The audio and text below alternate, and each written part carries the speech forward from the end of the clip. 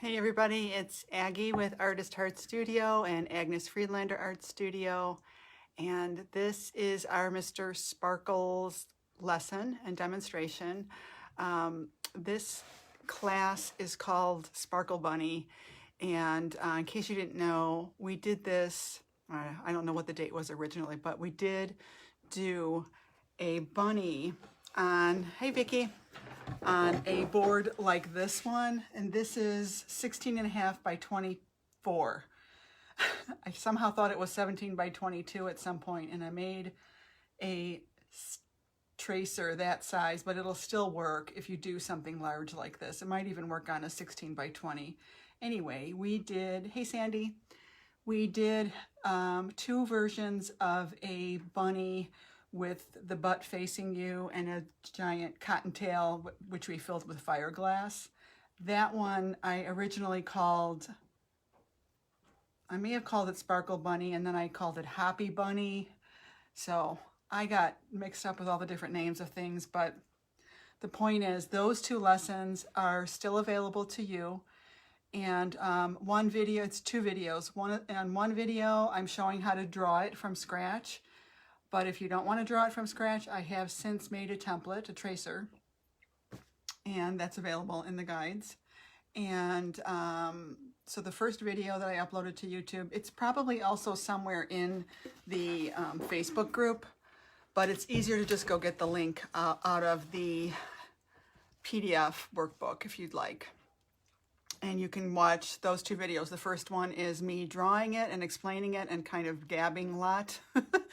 And the second one is where I'm painting it. So, and I don't, yeah, and someone had suggested that I do the tail with some sort of plaster, and it looked terrible. So we wound up using fiberglass. Anyway, I don't remember if I showed the resin part on that or not, but anyway, that's one part of this class. The next part is the Sparkle Bunnies 5 in a row on a 10 by 20.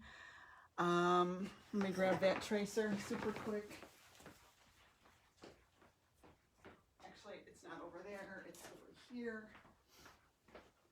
I have the actual Sparkle Bunnies sitting over there curing.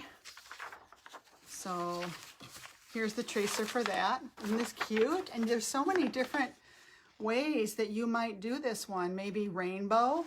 They could be a rainbow of colors. They could be ombre. They could be, you know, any number of different things you might put for the tail. I used a button from Hobby Lobby in black, so I used gold vase filler to fill them all in. You could use any other color you like. You could even do glitter, you know, whatever you want. And then so that's Sparkle Bunnies, 10 by 20. Here's the other one, the original one. What I said, that one is facing, you know, the butt with the bow. And I've made the PDF workbook with all of this stuff in there, in case I sound like confusing right now. And then I decided to add another bunny, which I'm calling Mr. Sparkles. And I have them in different sizes. This one is what I used for this 6 by 12 Mr. Sparkles, and he turned out really nice. And then today for the demo, I decided to do him on the big palette, the 16.5 by 24 palette. So I'm going to be doing a big one today. And I made a tracer for that. And this is what it looks like. It happens to fit on two sheets, two 8.5 by 11s, which is nice. So, oh, I'm flipped the wrong way. So let me show you what I've done so far. Turn this the right way. How's everybody doing? How's your week going? So now the idea originally was to use these Dollar Tree readers. So they're not going to fit for this guy. He's too big. And they were not the right size for this one either. So I just decided to paint it and put vase filler on it anyway. I just liked that better, so that worked out better. But you know, you might do this. You might use Dollar Tree glasses and size it so that these would fit for you. They come in all different colors. Anyway, I was really inspired by my deer, you know, this deer guy. And I thought, you know what? I want to make my bunny, my Mr. Sparkles, kind of look like this guy. So that was the idea that I came up with this morning. I hope you guys don't mind. It's going to be similar to this one. You know, it's going to be similar to this one.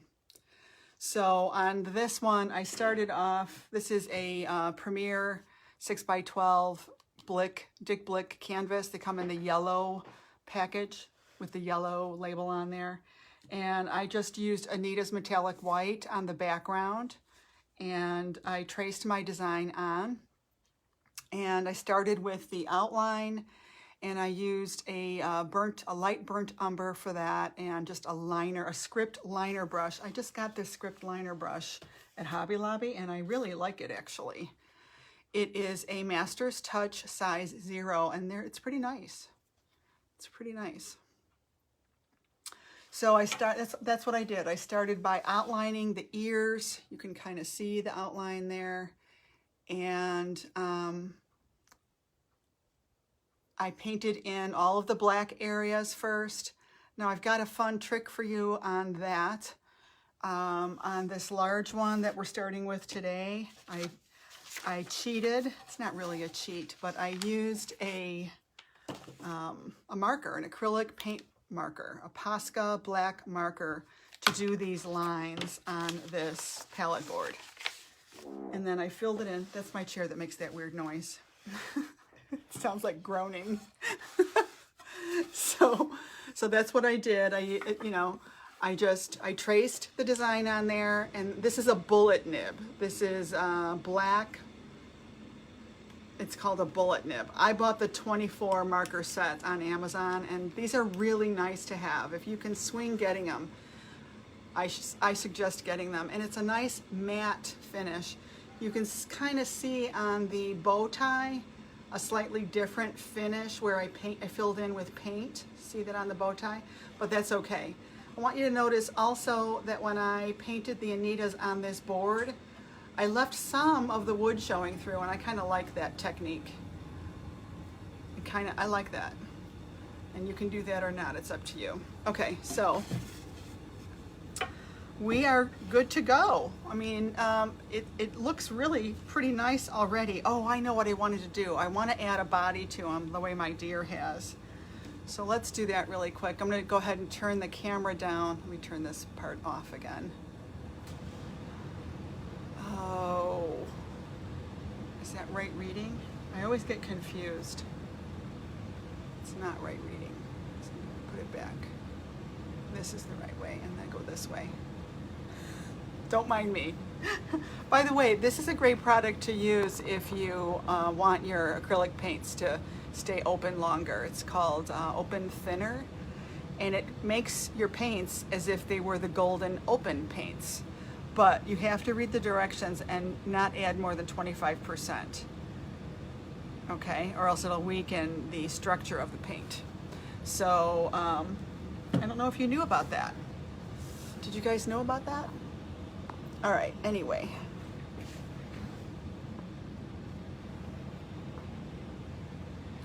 Yay, we've got a bunch of people here. That is awesome. So glad you could join us. It's kind of, he's got major bunny ears now, right? But that's probably good enough to get started. So I think what's going to be fun with this is that we can really fill this in with larger pink glass if we want to. Let me go grab some.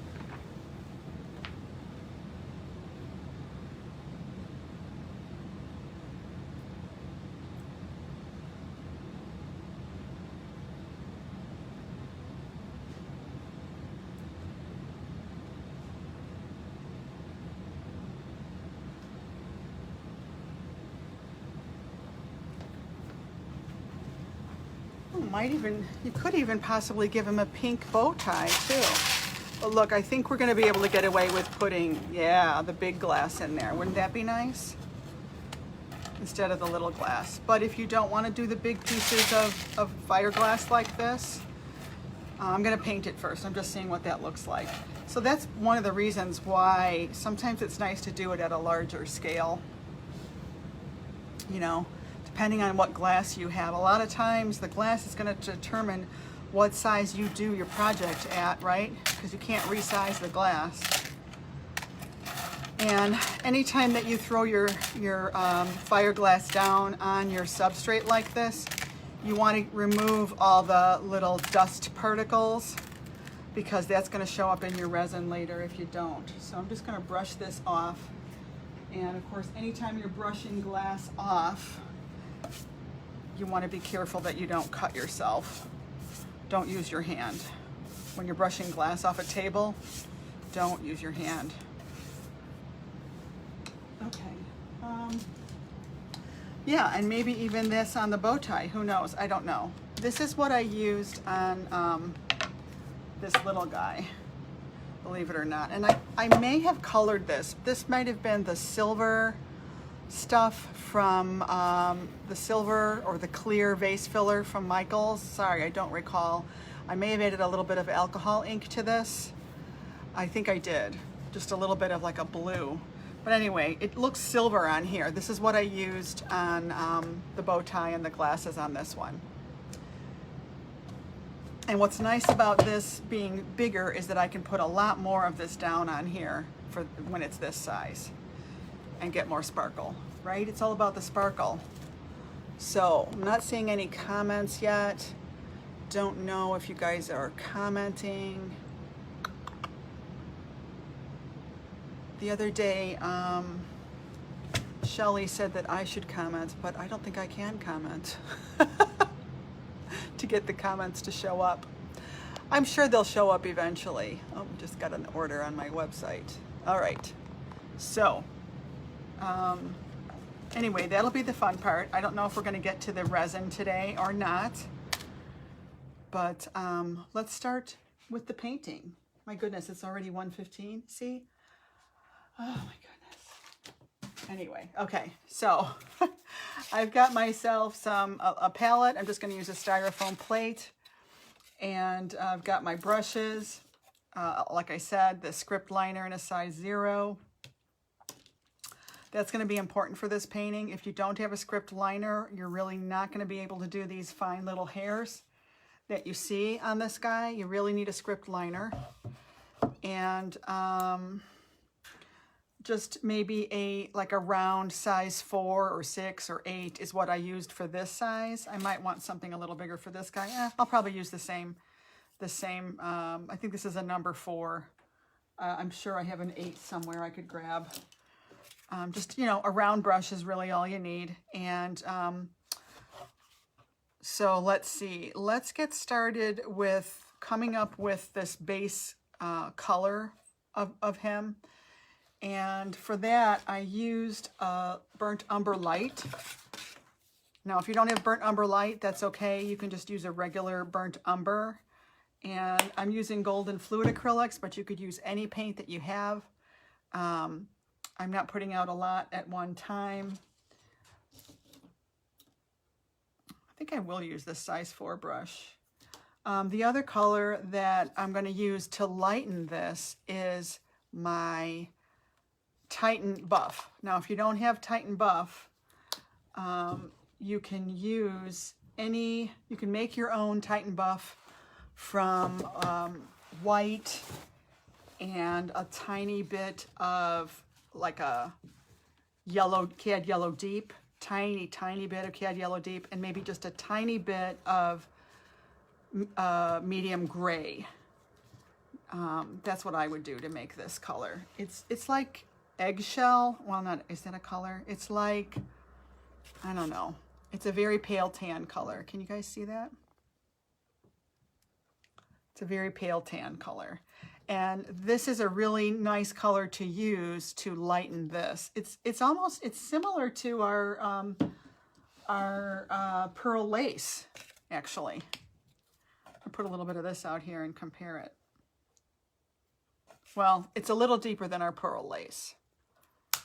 But what happens, so a little color lesson here, a little tip about color mixing. When you lighten a color, you can lighten a color with white, but that's not the only color to use to lighten, because what happens with white, white can kill your art. It can kill your painting very quickly. White is cool, and it will cool it down and make it chalky.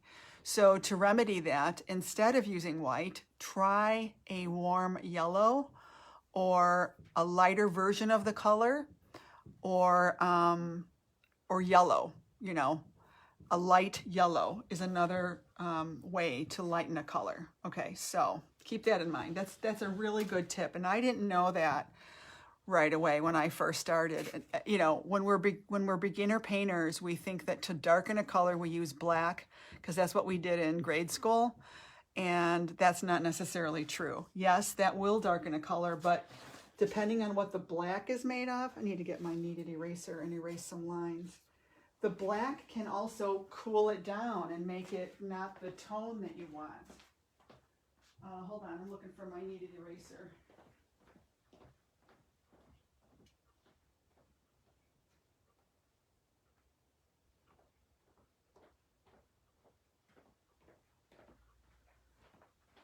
And when I say tone, maybe I shouldn't have said tone. I should have said temperature. So temperature is whether something is warm or cool. Every color is one or the other. Actually, it could be neutral. And the way we put warms and cools next to each other, and the addition of neutrals, is what makes your paintings sing. That's what takes them to the next level, and that's why you all are here. So let me turn this down again. And wait, hey Lisa. So to get rid of these excess lines, I'm just gonna go around with this kneaded eraser real quick. I forgot to do that earlier. And by the way, I treated myself to some new graphite paper. I bought it at dickblick.com. This stuff is the best graphite paper I've ever used. It's by Jack Richeson, R-I-C-H-E-S-O-N. And I bought a whole roll of it, and it's wonderful. Let me show you what it looks like. And I mean, it's worth it. This one I've used quite a bit, but look at how nice that is. It's nice and even coated, and just a really light touch gives you a nice black line. So I would have probably purchased the single sheet packet, but they were back ordered. So I thought, well, you know what? Just buy a whole roll. Anytime you have an excessive amount of carbon or graphite from something, by the way, kneaded rubber eraser, you want to warm it up first. You want to give it a little massage, and it'll work better for you.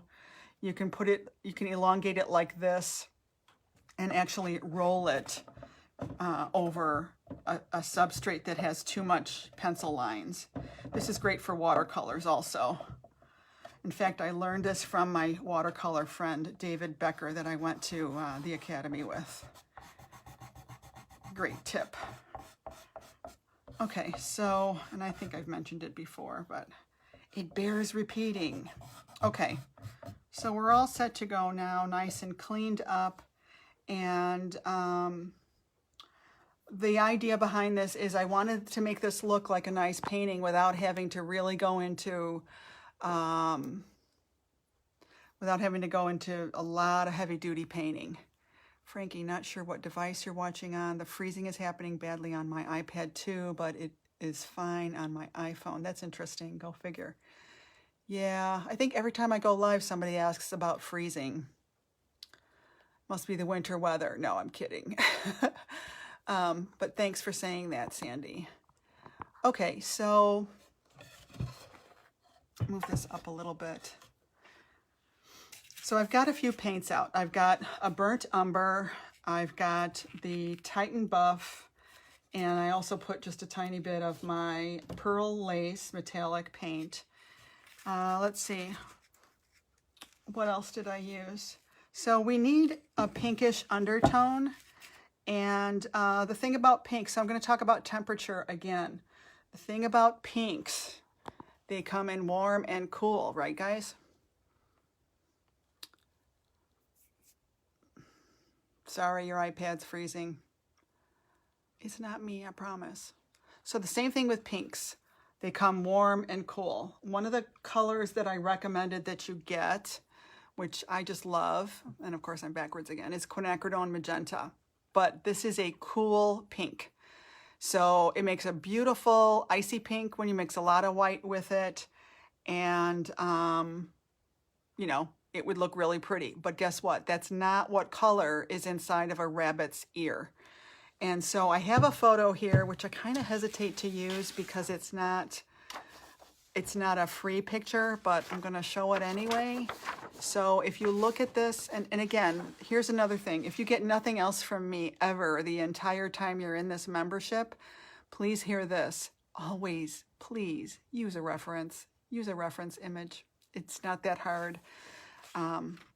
Google it. Go on Unsplash. There's all kinds of free pictures.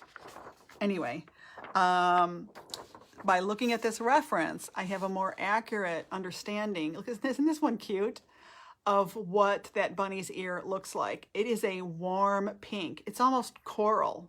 It's almost a flesh tone. So what do you think would be used to make that color? Anytime we're talking about warmth in a color, it's yellow. It's usually yellow. Yellow is the warmest color on the color wheel. And we don't have to use straight up, you know, we don't have to use straight up cad yellow medium or cad yellow deep. However, you don't want to use cad yellow light because cad yellow light is a cool yellow. And we want warmth. So that's what I'm going to do. I'm going to make up this warm pink. Turn the camera. Why is it not charging my battery? I have the thing plugged in. Hold on.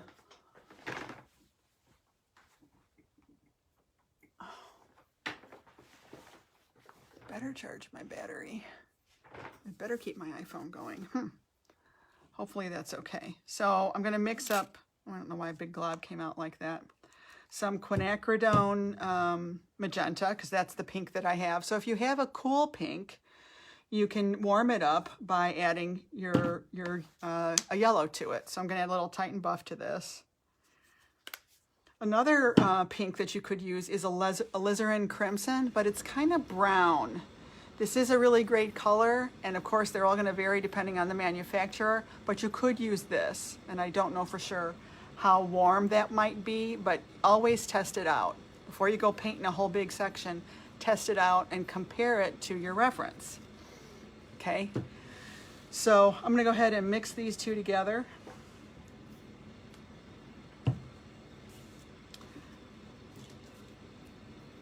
And so I'm using a, I don't know, a round brush. It's like any size, a 4, a 6, an 8. And I'm gonna mix them together using this, using my brush. And you can see that looks like a really nice, I don't know, I call this carnation pink. It's a warm pink, right? Now, when I look at this, if I compare it to this looks orange to me.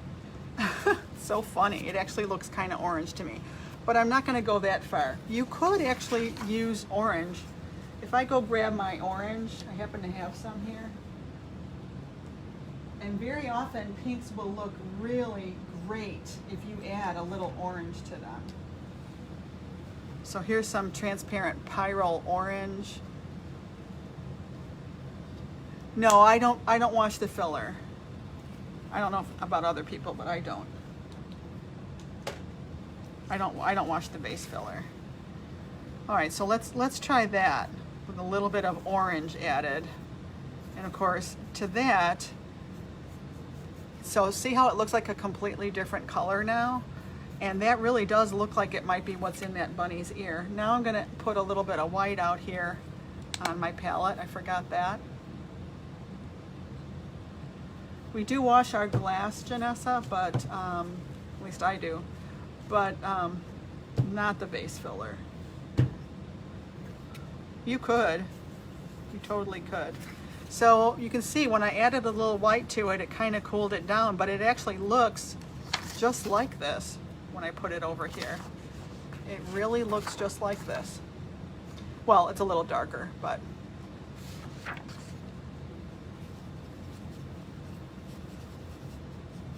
So I added more white to it. Let's put that over here. And that looks like that's it.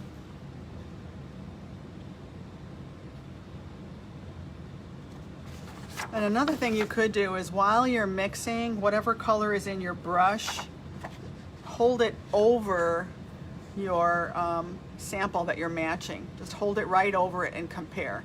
Keep in mind when you're mixing acrylic paint, yeah, your dog's ears, exactly.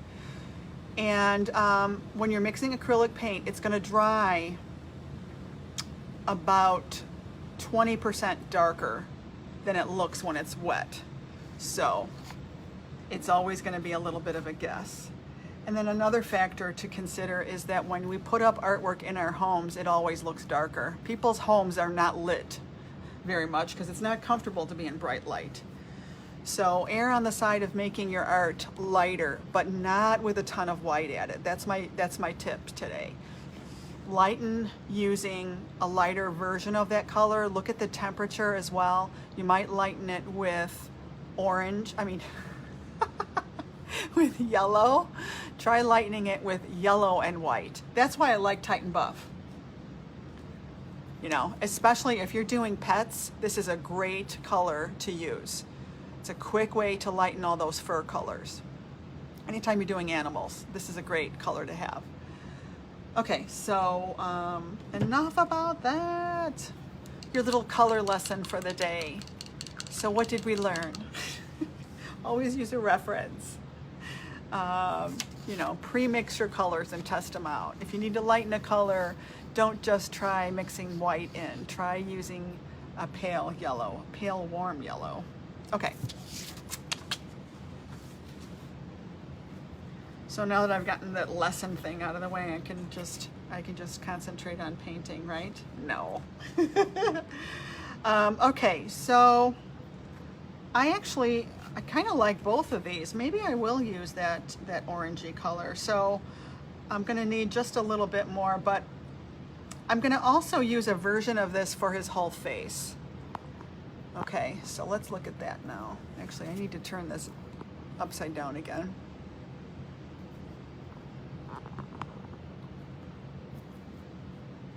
And I'm gonna use a bigger brush.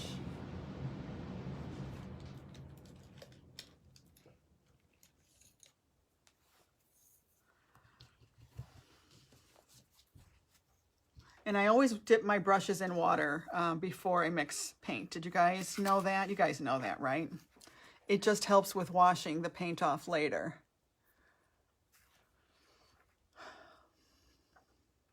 All right, so in wanting to do this guy, this main color of him, it's kind of the color of the board already, which is kind of nice.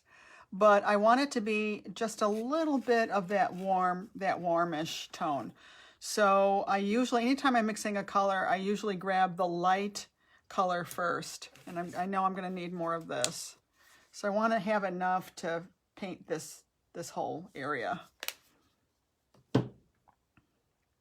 And I also did use some matte medium with this to just kind of layer. So I'm gonna put some matte medium on I just used Liquitex matte medium. You could use water, you could use this. It just kind of stretches your paint a little bit. Mixing a little bit of that in there. Now I'm going to grab a little bit of brown, get that in there. And this is the way I mix. I don't put a ton of the color in right away. I just kind of sneak a little bit in and introduce them to each other, and they get to know each other a little bit. And you know, you might even come over here and look at, you know, compare it to this and see what you like. It needs to be a little pinker, so I'm going to grab this pink that I made before. Let's put that in there. Maybe a little orange. Let's see what happens. Little white. Just kind of get yourself familiar with what happens when you put a few different colors in, and see what it looks like and see if you like it. You might even come over here and put a little bit of it down on your substrate, just to kind of see what it looks like when you actually put it on the board, because the way it looks on here is not necessarily the way it's going to look on here, right? We've learned that the hard way. So that's not bad. I kind of like that. I'm going to go ahead and I'm going to go with that. I'm going to just go ahead and fill that all in here kind of quickly.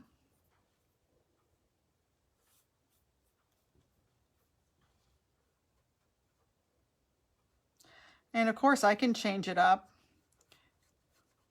The other thing too I want to say is I'm going to wind up painting over these glasses. So don't be too precious about taking all this time to not paint over the black. Go ahead, paint over the black. It's very easy to fix that later.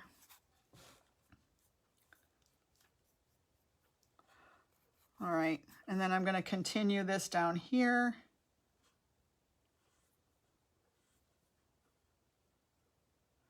Because he does need to look like a different color. See, I can do this to kind of get it backed off of the glasses a little bit so that it's not too thick.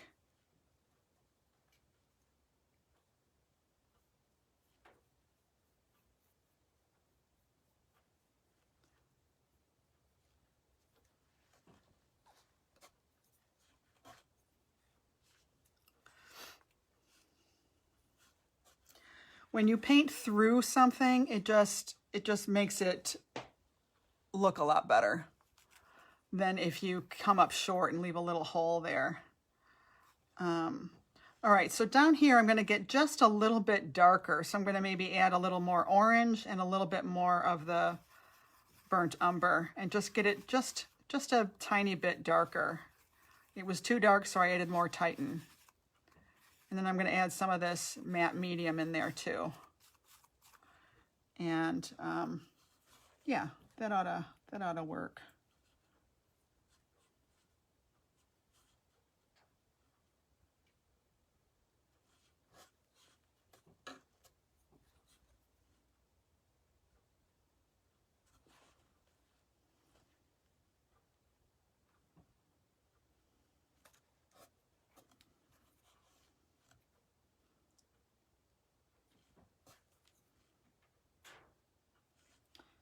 I'm going to fill this in here too.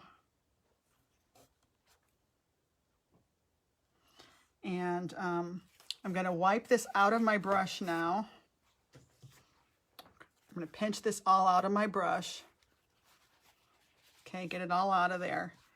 And I'm going to lift some of that off of there just to help me out with the black lines. Wipe my fingers off.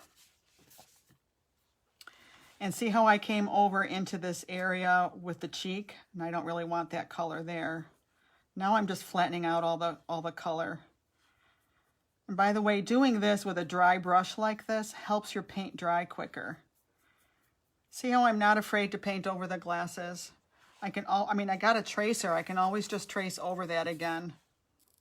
And again, you know my cheat. I used that marker. So it's real easy to pull that out and do that again. All right, so now I need to get it off of this area, the nose and the cheek. So I'm rinsing my brush out in the water. And sometimes with a wet brush, you can come back in and just kind of scrub a little bit and lift that pigment off of there before it's had a chance to start setting up. That's what they call it. They call it setting up. It is a polymer. It kind of starts to harden and set up.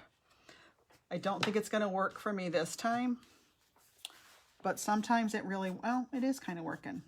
So I'm just going to wipe it off with a clean paper towel. And I lifted that out of that area where I didn't want it. Which of course, it's not that critical because I'm going to come back in and paint that another color right now anyway.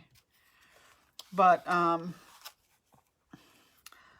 let's see. So now, oh, and I wanted to add to his body. Let's do that really quick. So I want him to look a little bit similar to my deer that I've got next to him over there. So I'm going to stand up and get a better look at this. I'm just going to add a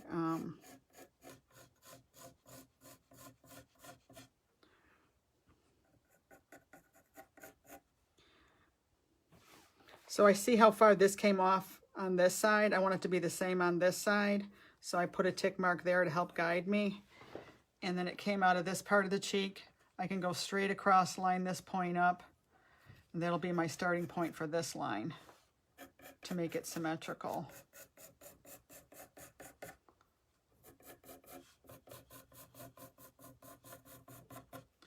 And then I'm just going to get the Posca marker out and put this line in.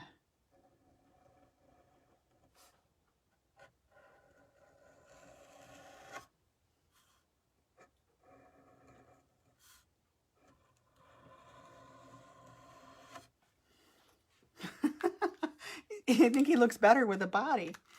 He's got a body now. Yay! All right. So then while I've got this color, I want to come down here and start putting it in down. Oh, he would have a collar, wouldn't he? Yeah, he would have a little bit of a white collar, right? What would that look like? They kind of come like this. I don't know what they look like. See, I should have grabbed a reference.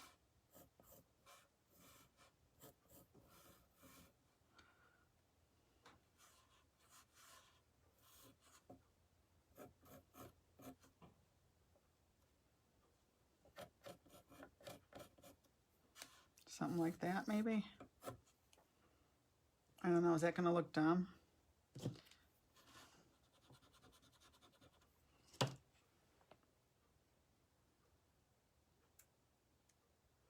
I don't know, I can't remember what a bow tie looks like. I'm just going to go with it.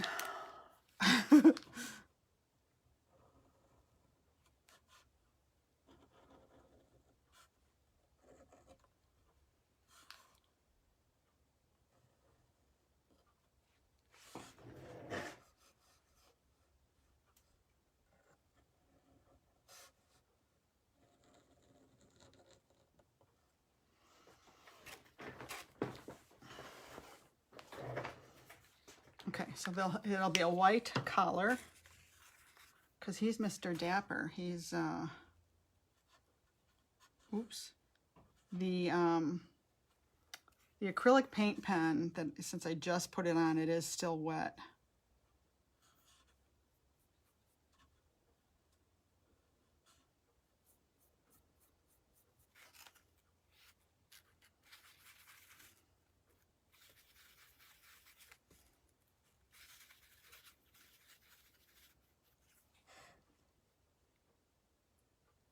Oops, went a little close to the line.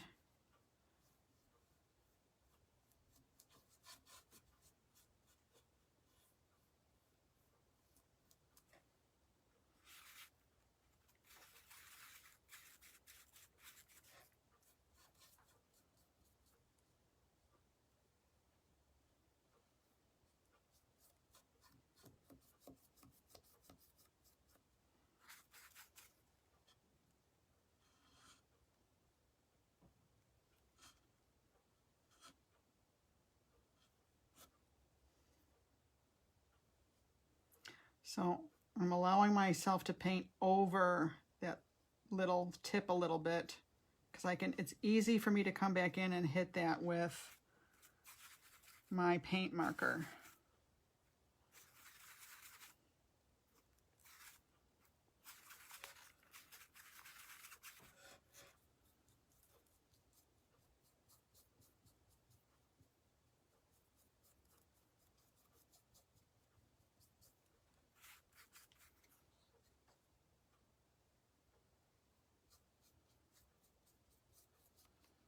And I'm going to come back in on top much later on with my metallic in a lighter color to give him that. Animals usually have a light belly, so we'll add that in much, much later. But in order for that to pop, we need to have some dark color laid down now, right? Okay, so that's going to be white, white. While this is somewhat wet, if I want a little bit more shading, like I have on my deer over here, Mr. Deer has shading on his neck, I can do that now. While it's somewhat wet, it's easier. So I'm just going to grab a little bit of this burnt umber and just kind of, that's what gives form and interest.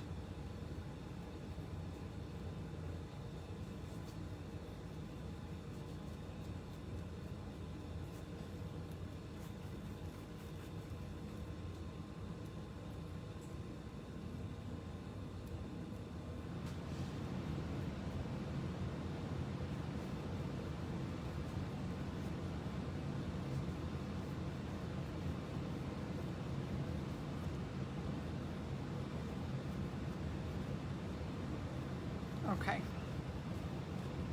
good.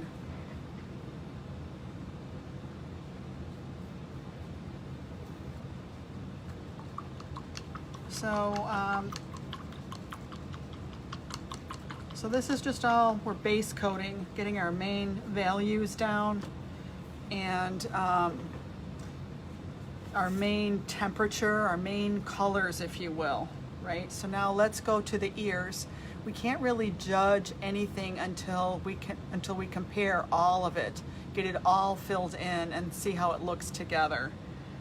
You know, otherwise it's like you're missing a puzzle piece. And of course what we're missing right now is the ears. So let's put that in now. And again, we're gonna go back and make that really pretty color that we made. It's dried on me already, but that's okay, we know how to make it. We started with the Titan Buff, and we are going to need a decent amount of this Titan Buff. We took a little bit of quinacridone magenta, right? I think that's what we did, and a little bit of this orange, made a peachy tone, right? Now we can add white to this, and it's going to cool it. It's going to make it cooler, but that's okay. And I'm making it just a little bit lighter than I think I need it to be because it's going to dry darker. So I'm going to hold it up over here. That looks pretty good. It's pretty peachy. I might add a little bit of pink to it. Sorry, it's hard to tell. Okay, so I'm going to just come in here and paint the whole ear in with this.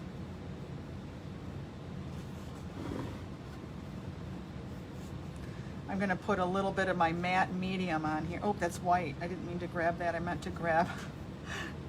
See how that makes it look so chalky? Ah! Not the worst thing in the world. I'm trying to stay inside the lines. We are going to make the outsides of the ears a little bit lighter. These insides are going to be darker and they're going to get lighter as we go out. So I guess the white is okay. But that was a mistake. My matte medium looks the same as white. It looks white. So I'm filling in that pinkish area. And while it's wet, and when you're painting on wood, I want to tell you, it dries pretty quick. So I'm going to grab some more of this matte medium and just a little bit of pink for a slightly pinker version of the color that I'm going to put down here. Could be even pinker. I just love that. It's so pretty, that little bit of pink, right? And then the rest of the ear is going to go back to being this neutral tannish yellowish color. So I'm going to go back to this, my Titan Buff, and add just a little bit of this to it. Maybe some white.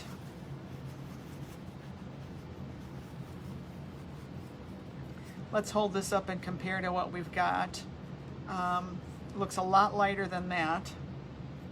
And I think I want it pinker. Just a little pinker to make it fun. So now that I've got that, I can compare to it. You see what I'm saying?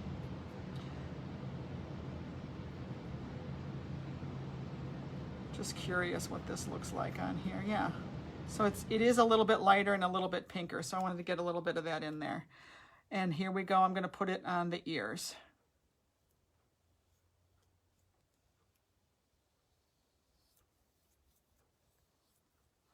And it's kind of a sheer, what's nice about the matte medium is it makes the paint just a little bit sheer. And it just really looks nice. These blushy colors on the wood is just, it's really pretty.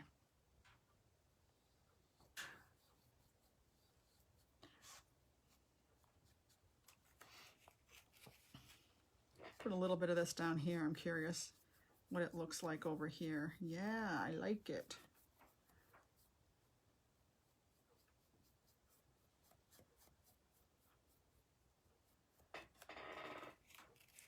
Okay.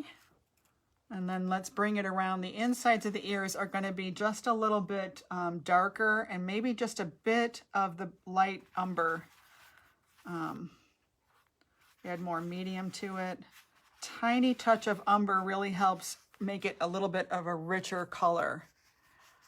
And then I think I want it maybe a little darker too. Oh, I might have grabbed too much. Maybe not. Maybe a little bit of orange.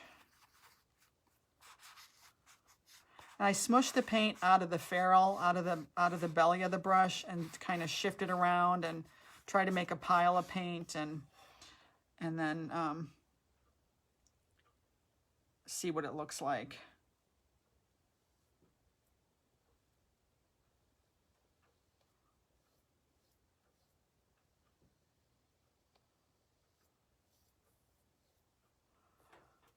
Yeah, that looks really good.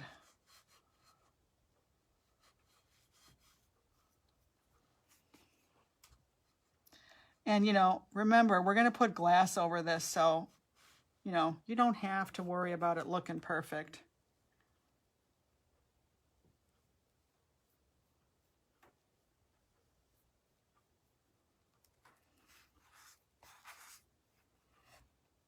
If the tip of the bristles feel like they're getting dry and running out of paint, there's probably still enough paint in near the ferrule, near the bottom of the brush. See how the paint kind of goes down into that part? You want to get it back out of there by kind of wiping it against the rim of your palette like that. And then you can pick it back up and put it on the tips of the bristles where you need it.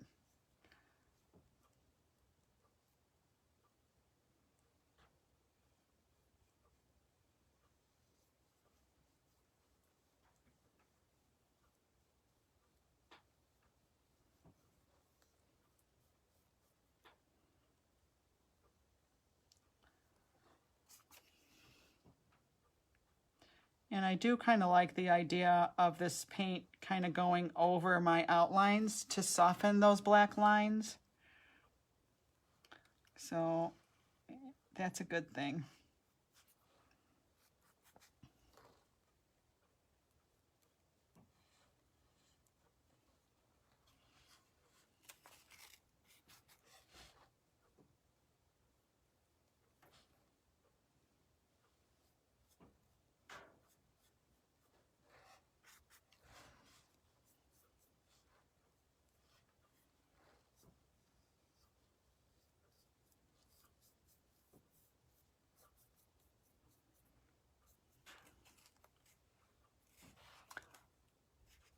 Hey Cheryl, how you feeling?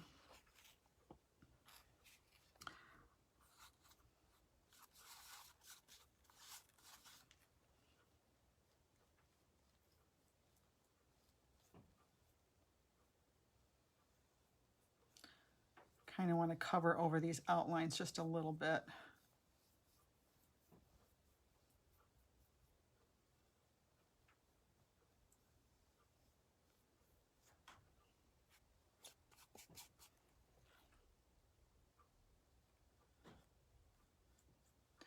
I'm doing this on the ears because the ears are so dominating anyway that I feel like I can knock them back a little bit and it's going to help the composition, you know, because the ears are so damn big.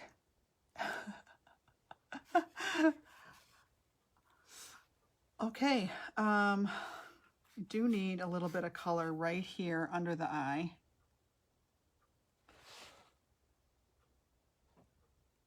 This is what I like about a flat brush, is that you can get in little areas like this with the flat brush. Okay, so now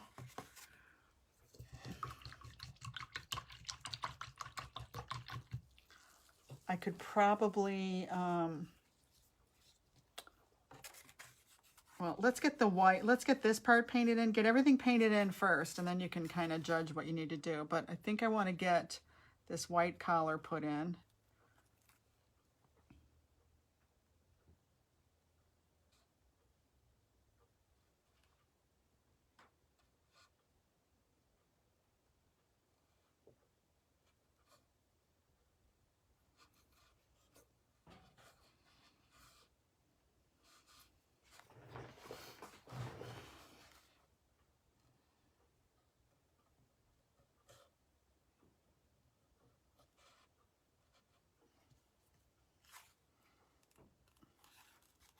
So my bristles were starting to split apart, and so I just wiped it on my paper towel off to the side, in case you're wondering what I just did.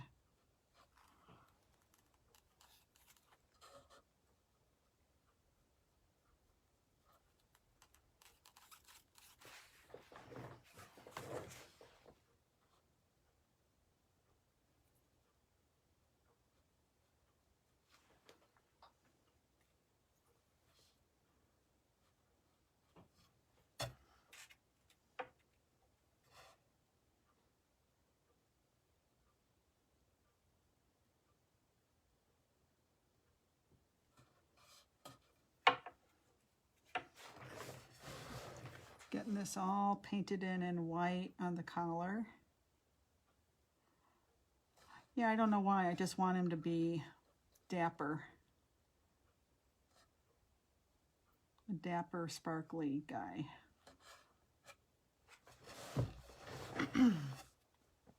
Okay, and then we're ready for the nose and the cheeks. And the eyes are actually all pretty dark, but I'll do those in a second. Actually, you know what? Maybe we'll do the eyes. Let's get those in there now with the brown.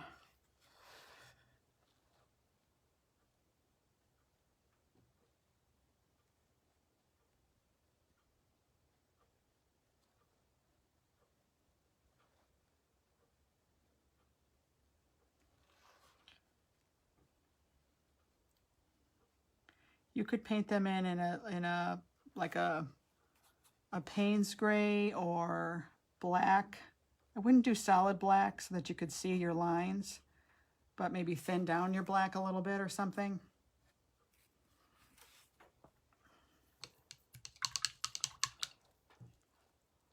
Tiffany loves the collar. Okay. All right, so now for this nose and stuff. Oh wait, since I've got the round brush, let me get in here and get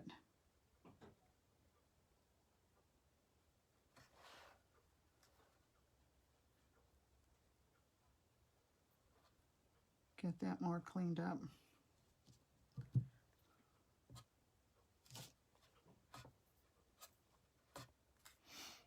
So by hitting it with my finger, I take a little bit of that paint off so I can see my original line. And now I want to do this part. So it's just a slightly lighter version of what we had before, this peachy color. So I'm going to take some white and some yellow, Titan Buff yellow. And see how this works for this.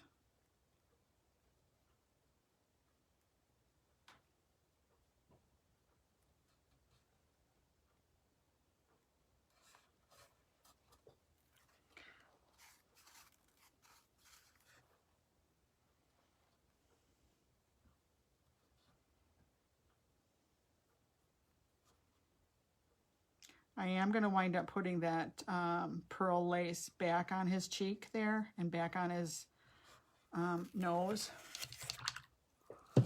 But the very tip of his nose right here needs just a hint more pink. But it's not, you know, it's not a in-your-face pink. It's, again, it's this coral blushy color, but maybe just a little darker. So I'm going to mix a slightly different version of it. If it gets to be too candy looking, add that Titan Buff to it, and that'll really knock it back again. So let's see how this looks.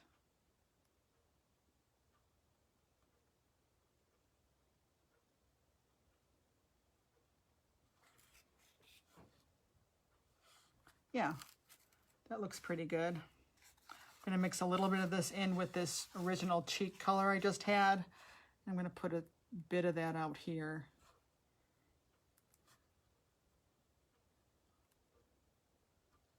Just to give him some rosy cheeks, if you will.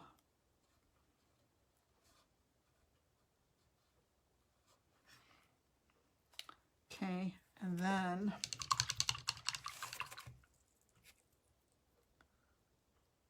yes, he must be dapper. All right, so I'm going to grab my Anita's French or pearl lace.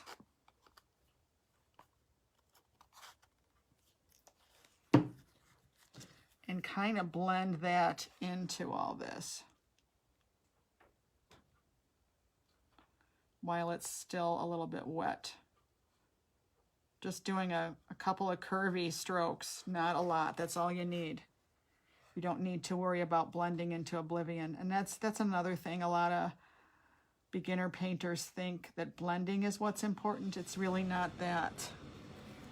Artists make it look like the blending is what made the painting look so good, but it's not that. It's color, it's temperature, it's values, it's all of the above. Just because you can see blending doesn't mean that that's what made it look so great. I don't know how to say it. But yeah, that's what we assume. And I can't tell you how many people have said, I don't know how to blend. Can you teach me how to blend? It's like, well, nah, you don't really need to learn how to blend. Actually, you're better off not blending everything because the brain wants to fill in the blend. The brain wants to, if your brain has to get involved and kind of figure something out, your brain will automatically do the blending, you know? So now I'm going to use this French lace again, kind of blend that in there just a bit. And I guess what I should say is it's not blending, it's softening edges. That's what it is. It's softening edges. That's a biggie. That's really a biggie. So I had a harsh line there and my eye went right to that line. I just needed to soften it. We have a few new names. Yes, we do. All the time. New people. It's awesome.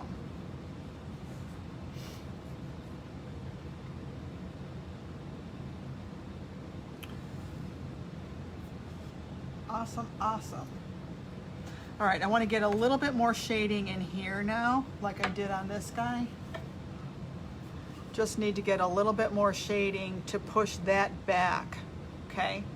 So to do that, we're just going to go back to this like darker tone like we did over here.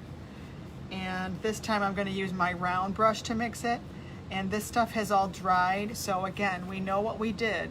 We started with Titan Buff. Let's make a new mix over here. Titan Buff, a little bit of the matte medium, a little bit of this umber. We just sneak a little bit in at first. Don't put a ton in.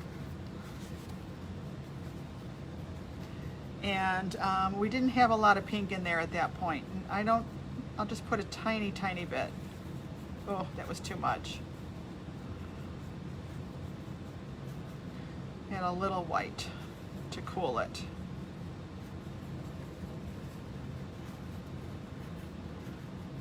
So I don't know how it's gonna look. Let's put it in there and see. It's not dark enough after all, so a little bit more. brown. A little bit more downtown Charlie Brown. Let me wipe this off. Okay, that's better.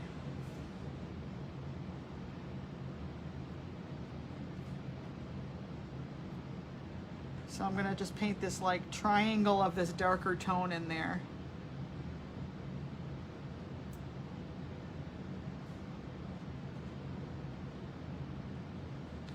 Right?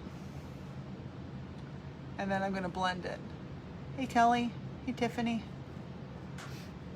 So to blend it, actually I could probably make this whole thing this dark tone. Let's just make the whole thing this color. And then we're gonna bring it up around the glasses.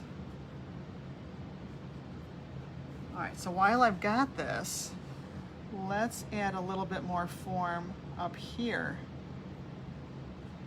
Put it out here. That's gonna give a roundness to his face.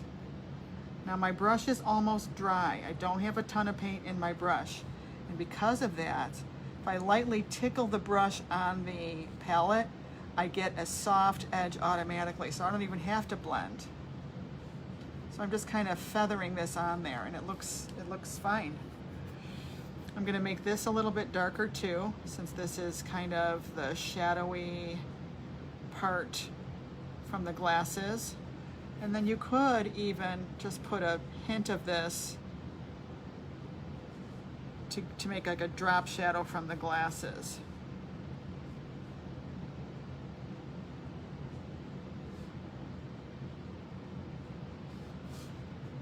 Okay. Now he also has this kind of darker tone like this. I'll show you the reference I'm kind of looking at.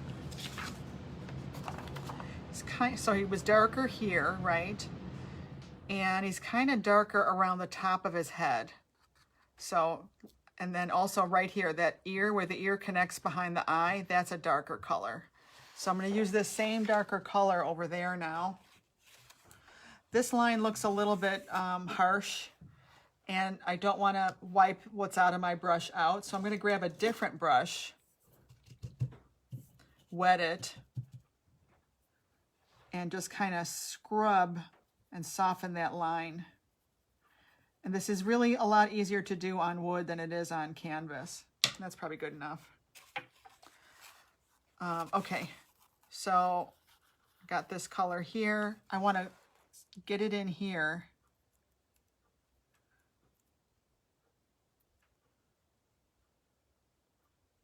And then it's going to quickly blend off. So I'm only going to take it up to about that point.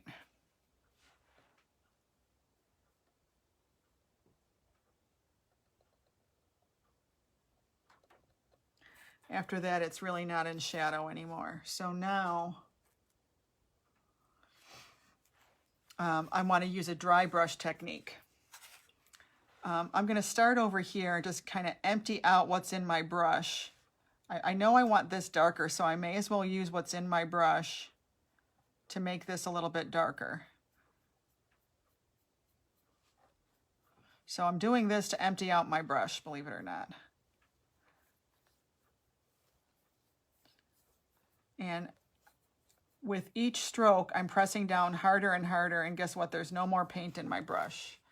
Now I'm going to wet it again and soften this edge. Again, it's not about blending, it's about softening edges. It's about lost and found edges. We want this edge to get lost. Didn't totally work. It started to dry on me. And that's the frustration that we all go through, because sometimes, so I have to mix an intermediary color. Just a little bit. Sneak that on there. So that's the frustration. Sometimes, depending on the conditions of the room, you know, your paint just won't cooperate with you because it's too dry or hot or whatever. That's why plein air painting is such a challenge. That's probably good enough. All right, and you see I let that dark color come onto the top of his head. That's okay. But we are going to work on, generally we work on what's behind first. So the ears would be what I would work on next.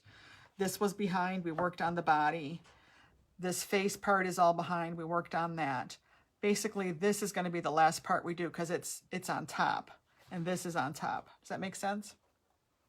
So now, I'm just gonna do a little bit more to the ears.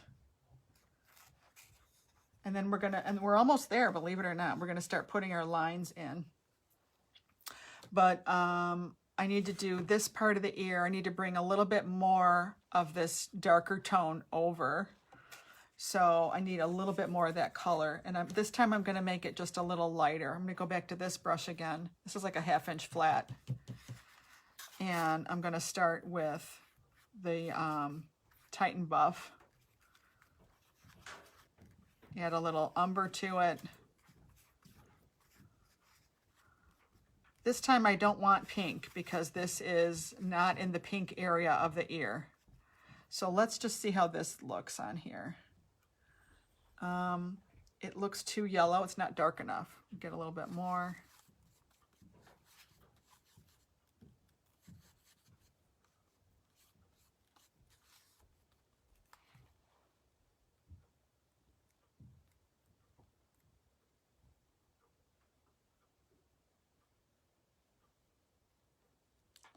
Yeah, that's not bad. So I'm just gonna do the, like the left edge, put a little bit across the top of his head.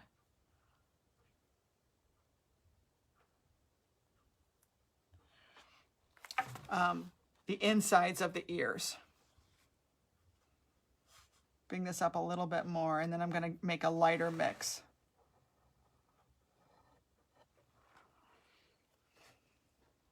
Kind of feathering this off a little bit with my strokes. I lift up as I get to the end where I want it to end. Just lift up the brush a little bit more. Okay, rinse this out. That's not bad like that even. I could probably just leave it like that. If you wanted to soften that, you certainly could. You could just use water on your brush and go through and just kind of soften.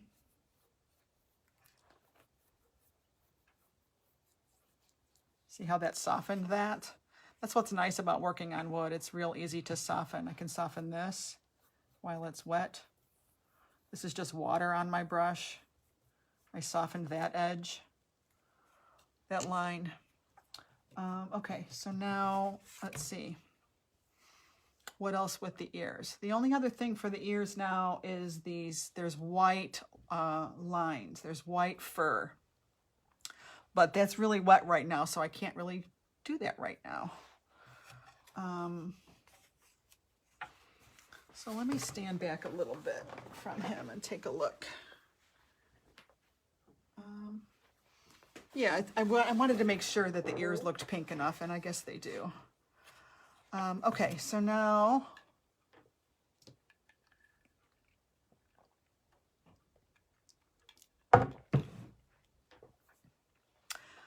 maybe we'll work on the eyes a little bit. How's that? So I'm going to get some black out. I'm going to get some carbon black.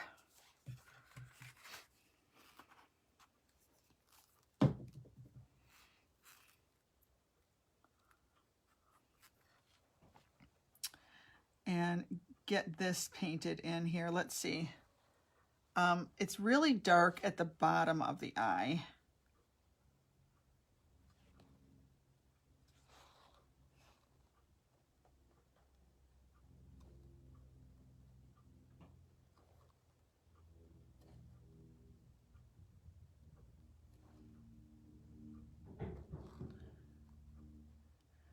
Not a ton of paint, just like a thin layer of black. And that really did need that. Of course, when I start to go back over all this, this is going to look a lot better. And again, like I said, you could decide to use the paint pen or not.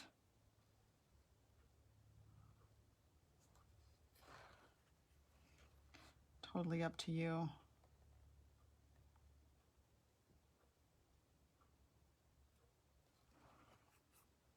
paint pen does make it quite a bit easier.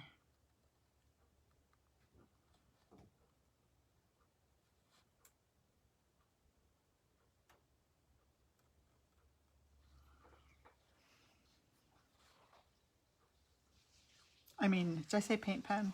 Yeah, well, it is a paint pen, yeah. I don't know, it might even be called a paint marker. I'm not sure. Do you guys have those? Anybody have those? Those Posca? The Poscas are the best, I think.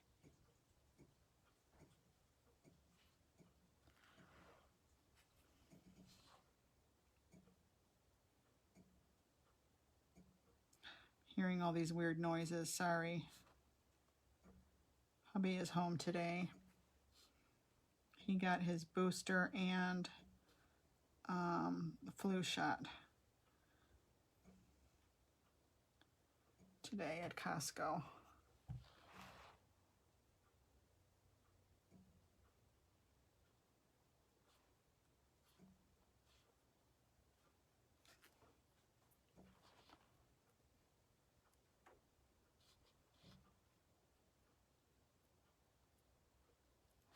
So when I'm painting this area like this, I'm not trying to fill both sides at the same time. I'm concentrating on one side at a time. I don't know if that makes sense, what I just said. One side of the shape at a time.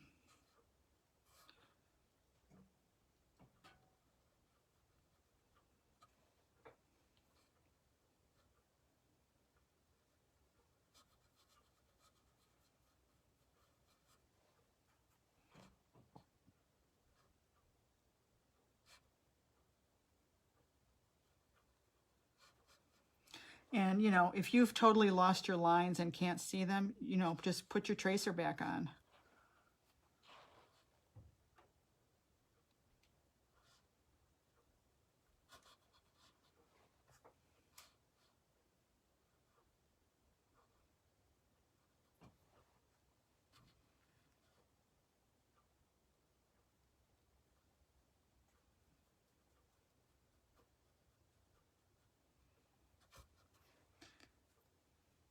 He might even look good with pink on his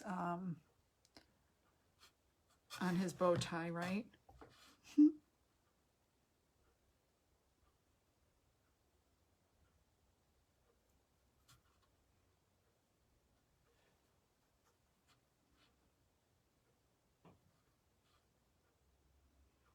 Pat, you have the Posca pens.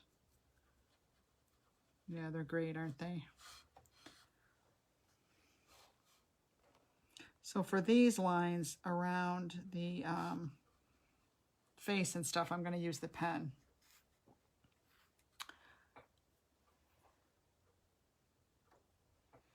Okay. But I'm going to wait till that paint is really, really dry. Okay, so I made his eye have, let's see, I think I did bluish tones. So for that, I'm going to use just a little bit of Payne's Gray.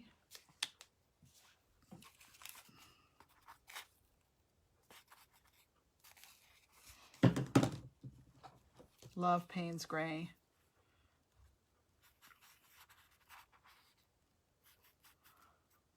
Add a little bit of black to it.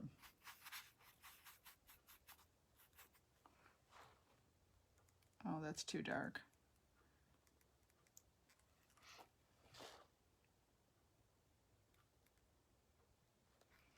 Wipe my brush off and get some, oh, my white is all gone. Get a little more white.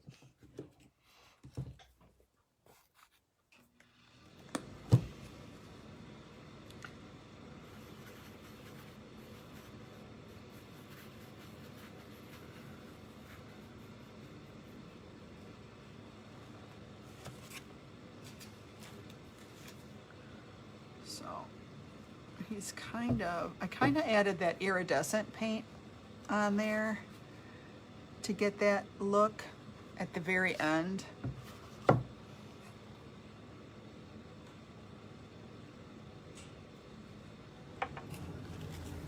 might be to kind of just do a rounded shape here.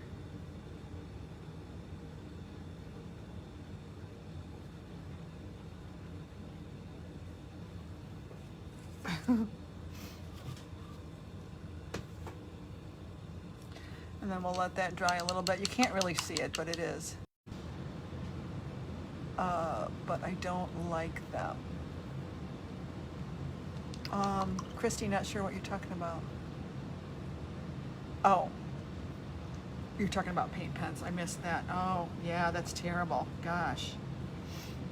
All right, let's let the eyes dry a little bit. And oh, what was I going to do on the ears? Oh, I was going to start painting the lines on the ears. Okay. So since I put white on my palette, so let me talk to you a little bit about painting lines. Anytime you're painting lines, you need a nice fluid paint, which is why I like golden fluid acrylics. And if you're not using a fluid paint, you need to add water to make it more fluid. And you need to have a really nice, it's great to have a new brush, but you need a script liner brush. And notice that the script liner brushes have really long bristles, and there's a reason for that.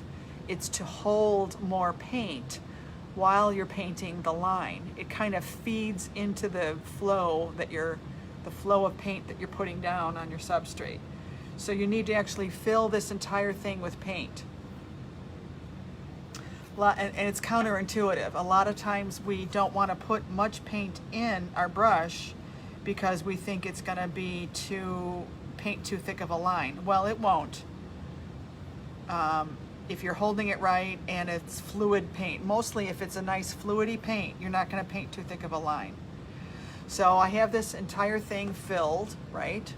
Now it is just a little too full for me to go ahead and paint a nice thin line. So I'm just going to offload it a little bit. And the way I do that is against the plate again. This is why I like styrofoam plates. I'm just going to get a little bit of that out of there, right? And then I'm going to test it out and paint a line right here. So let me look at my subject. Where do I want these to be? I want them to be kind of coming off here going this way. So that's like right about here. And that looks pretty good. It's a little bit dry. I don't know if you can see that. Let me hold it up a little closer. So it's a little bit dry looking. And I kind of knew that was going to happen because I didn't add any water. So water is going to help me get an even thinner line, but a more fluid line so that it'll really flow off more readily since I'm painting on wood. Okay, so now it's a little more watered down and it doesn't look so thick on the brush. So you want to make sure your arm is really comfortable. My arm is laying down, my elbow is down. I'm starting off making contact and I'm just going to pull and lift, pull and lift. A little more water, load my brush, twirl. I also twirl, wipe a little bit of the tip off. Change the angle and length. Always think variation. When you're repeating something, it has to be varied or else it's going to bore our brains.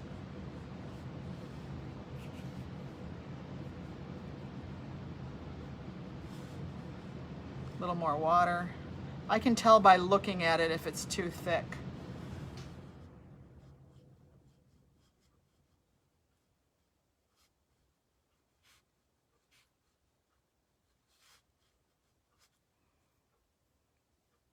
Twirl, don't forget to twirl.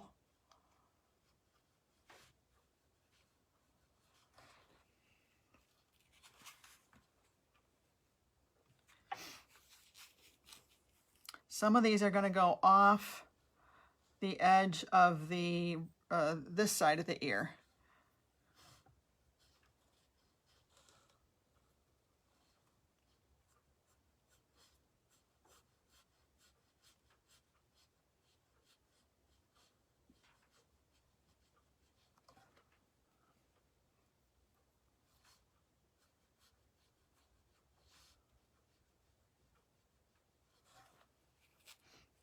Okay, that's probably about enough of that. You could even use dark like I did on the deer's ear. I might come back in and do dark on the ear later. We'll see. Okay, let's do the other side. The other side is going to be a little trickier for me. What I need to do for me, this is just me, I need to turn my substrate the other way. This is just me because of the way I don't know, it's just easier for my wrist. And I'm going to turn this way too. So I look at the angle of those where those are, and I'm going to do this mirror. I'm going to mirror that as best I can on this side. And this looks like there's a little too much on the tip.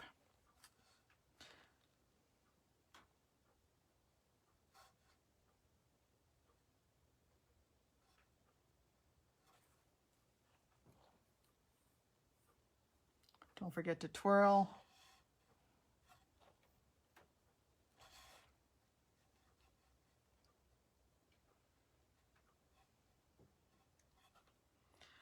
A little bit dry.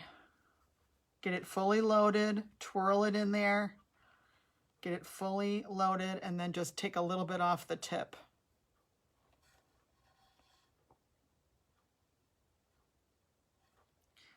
Wiped off too much.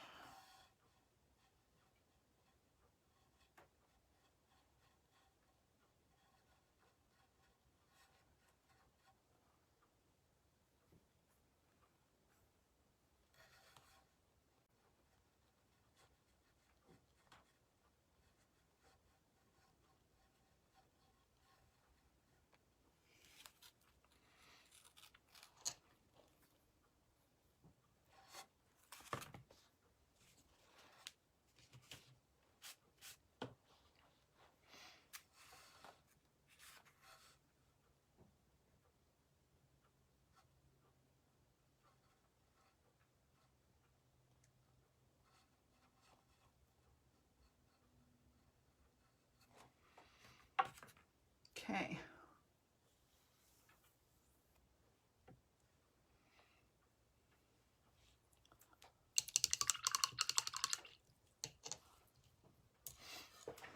All right, so now put it back. Let's see how it looks. Looks pretty good.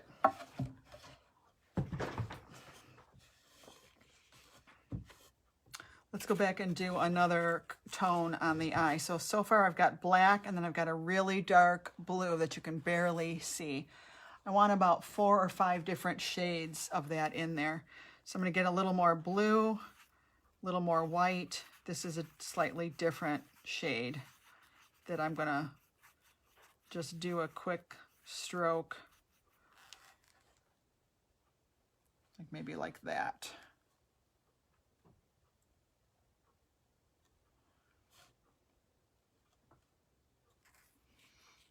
Okay.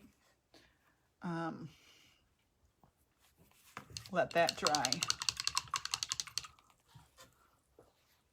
What else do we need on the ears? I think I want to kind of outline the ears just a little bit more because they just look a little too abrupt with that, with the outline of the paint marker that I did. So I'm going to see what happens if I use black. So I'm going to add some water to this black.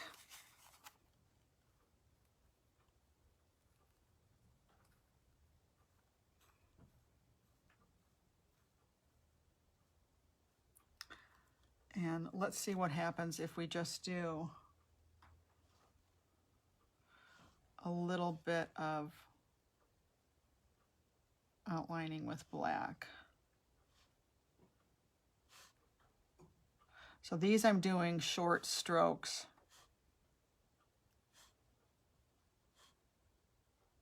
As if this is his fur.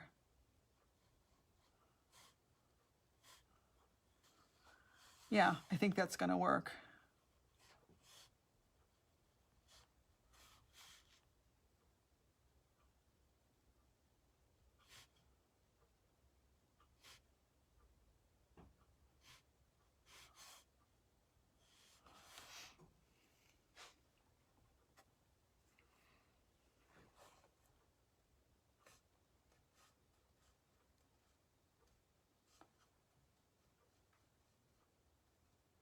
Starting to do it on this side. So these are a lot of just quick strokes I'm doing.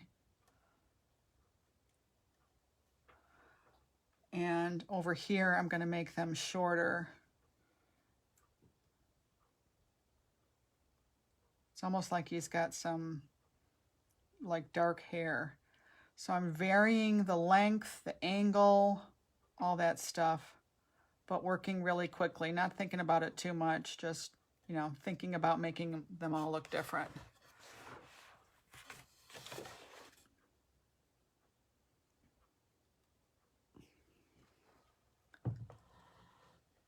I made this board. I bought the lumber at Home Depot, just pine boards, and it made the most sense to have them cut to this length, which is 16.5. I don't remember if it was an 8-foot long board or 6-foot long board, but I wanted 4 cuts out of it. That's why I have this length, because I used to do paint parties on these boards. Who asked that, Tiffany?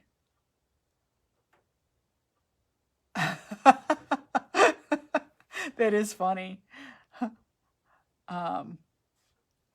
What was it I did? I decided one day to, I wanted to use the remote to open the door to my house, the lock on my door, my car remote. That would be awesome, wouldn't it? That probably already does exist, actually.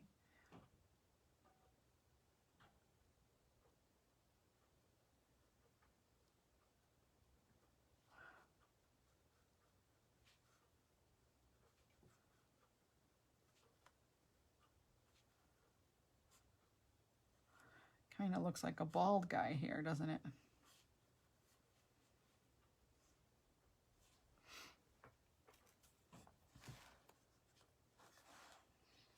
Oh, my white went into my black. I don't know, gray might not look too bad after all. Probably won't even notice.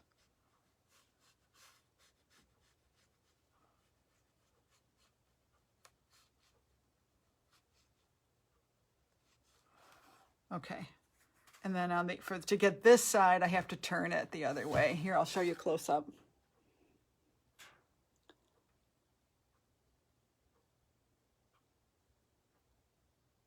Okay, and turn them around. This looks like an illustration, I know, but oh well. I did go to school to be an illustrator, but when I found out how little money they made, I'm like, okay, I'm out of here. I'm not doing that. They made no money. Maybe not. I'm sure now it's better by now, but man, it was like, forget it.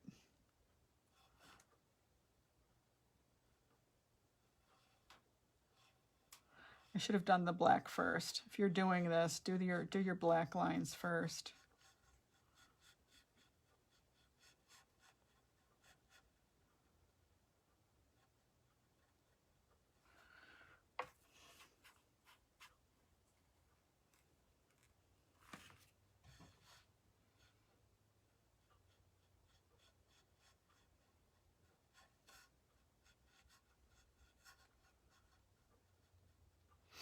Okay.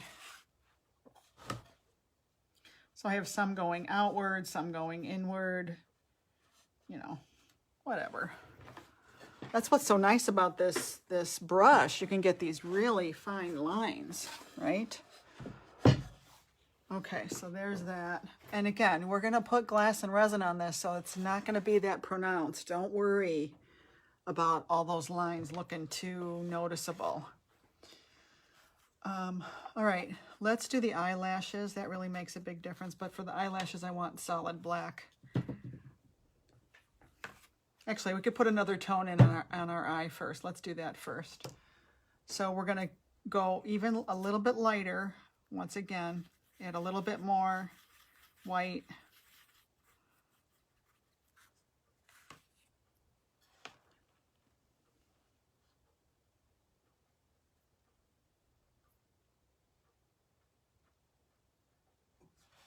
Like that part of the eye.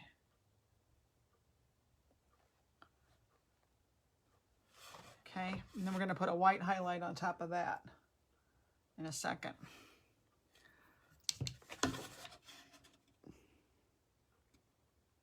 Okay, let that dry. Let's get some more black here. Sorry, I'm going so long. Ay, ay, ay. More black, and we're going to do eyelashes now. So I'm going to add a little water to this.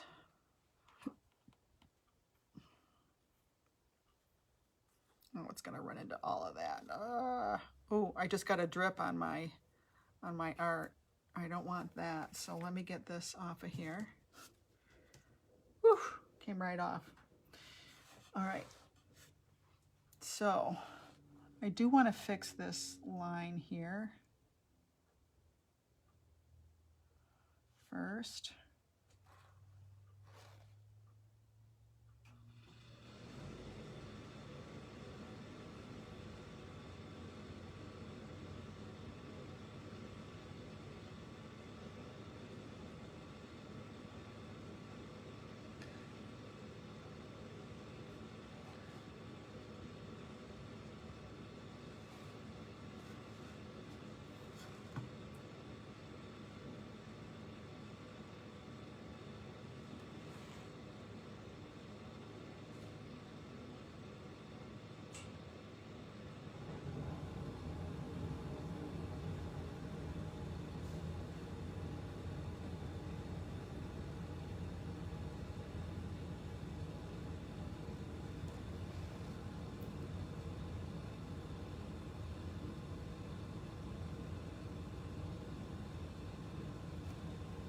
Okay, and then we're ready. So he's got like an eyelid, I've got like a hint of an eyelid there. That's what that was. And then these eyelashes kind of come out like this.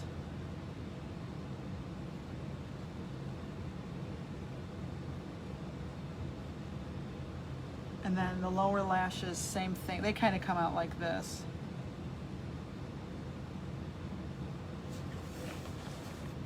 And the eyelashes really do make a big difference.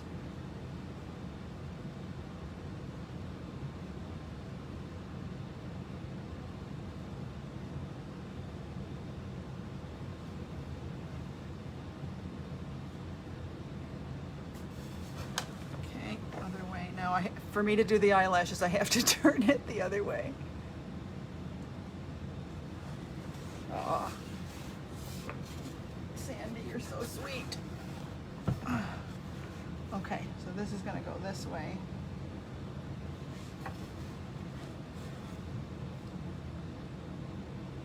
It's always harder to do the second one to make it match.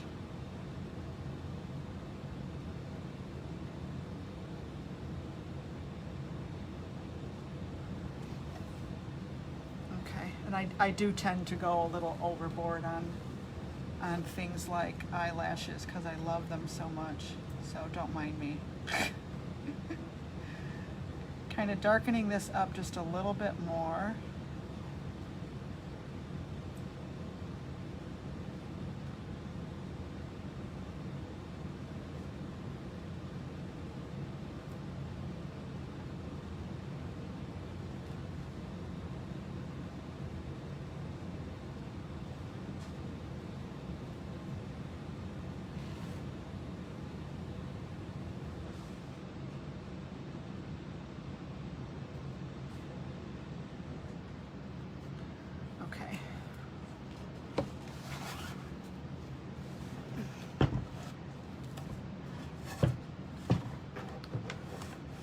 So now,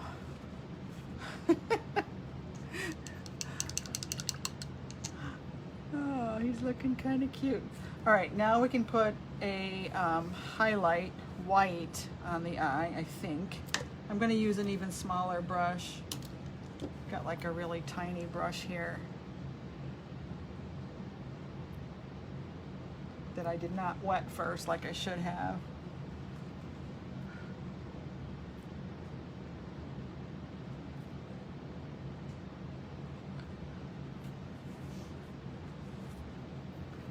Okay, the highlight really helps. So that was a size 0 brush that I had.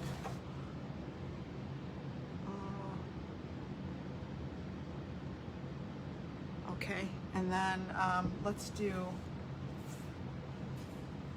there could be, you could put more on there if you wanted to. I don't know that I really need to. I want to work on this part. So then there's white around his eye. So let's do that now. I'm going to use this brush first and get a decent area of, and this is going to look good because of the contrast we're going to get.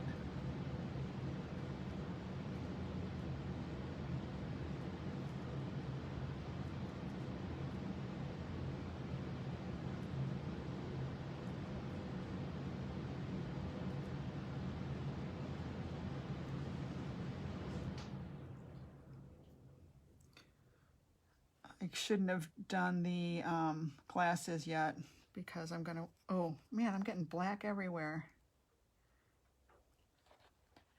because I'm gonna wind up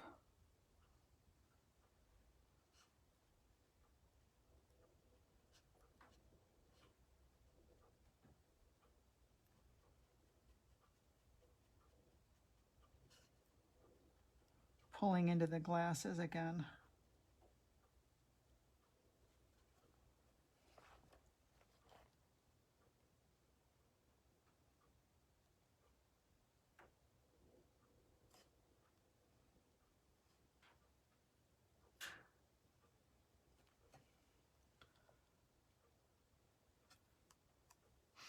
Okay, and then I'm gonna just kind of go around with this color, with this white.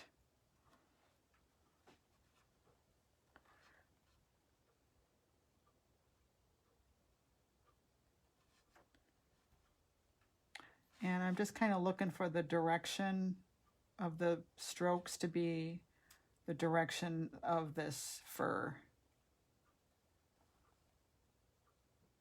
So kind of curves this way, and then this just kind of goes straight up. Now again, too much white is going to kill my painting, so I don't want to go crazy with it. I want the white around the eye because I want that contrast, because I love making the eye a focal point. So I'm even putting a second layer of white now to make it really a whiter white, closest to the eye. But I'm gonna switch it up now and change this tone back to being that peachy color that we had. So of course this is all dry now. So again, just a little tighten buff. A little maybe of this orange. I will add some white to it, and just a tiny bit of, oh, my quinacridone got pretty dry. Tiny bit of quinacridone, tiny bit of the umber.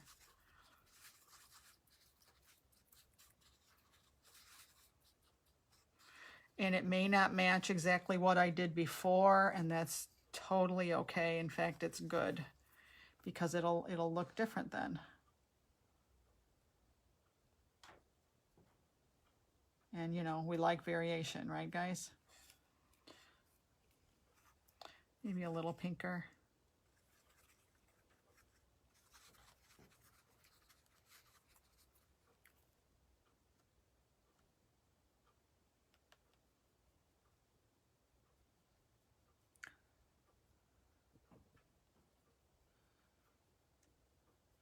My brush is getting really dry, and that's okay. I'm going to get interesting texture, especially since I'm painting on wood.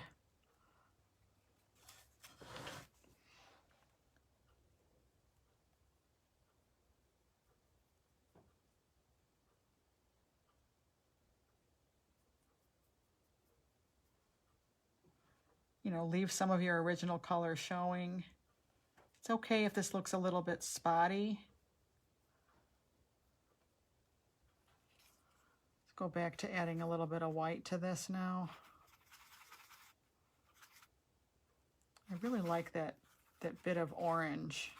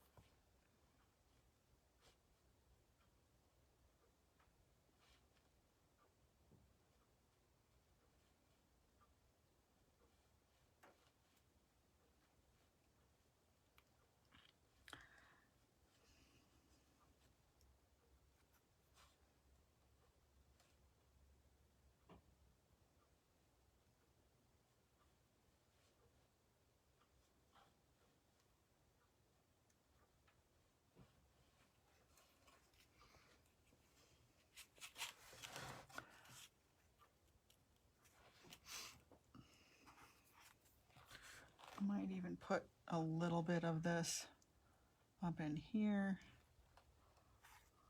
That's too light for that part. Oh, see, that's so dry.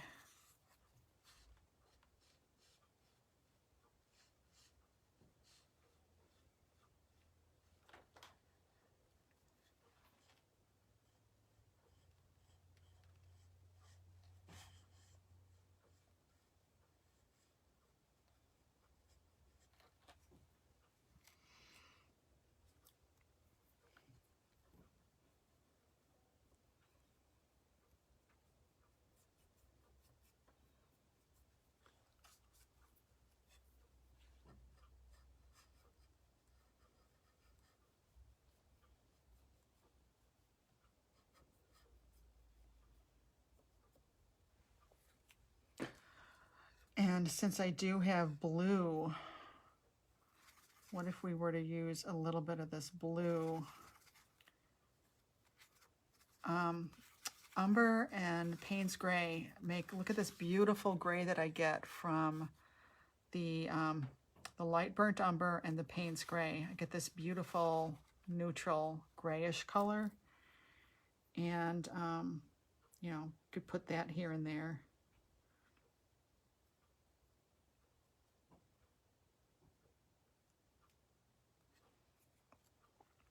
You know, why not?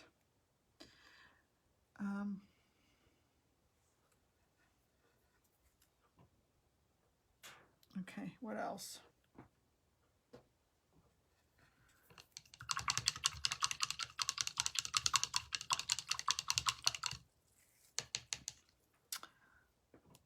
Okay, and then I'm ready for more of these little dark hairs to come down onto here, and then I'm going to put the metallic over all this. Okay, so let's do that. That's not going to take long. We're going pretty long here, aren't we? That's me.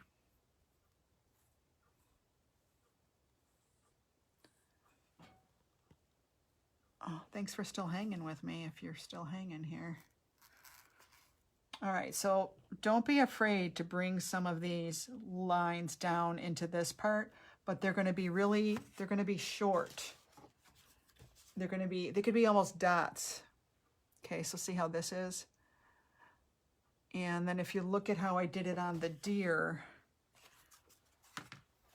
it turned out really nice on the deer.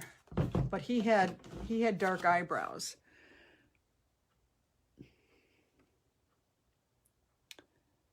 So see those lines that were painted underneath? That's what we're going for now. I mean, I'm not going to give my bunny the dark eyebrows. So let's see what we can do about that. Just these really short little strokes. Add some water.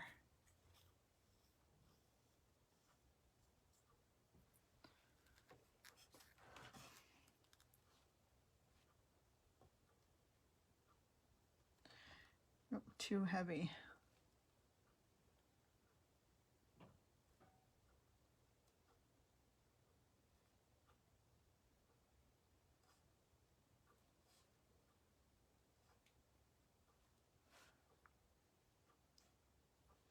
Try not to make them all line up with each other.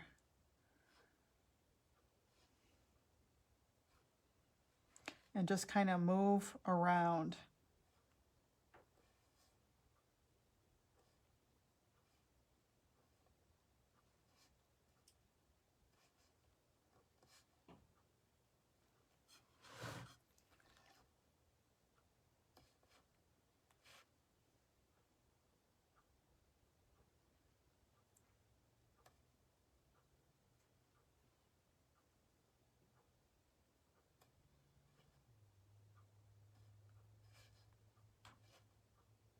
As they get towards the middle, they're really short.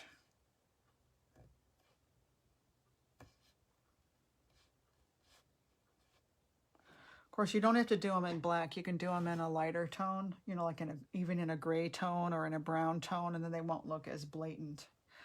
But that looks pretty good. So now we're going to do his black whiskers. I guess they're gray whiskers. So I'm going to fully load the brush.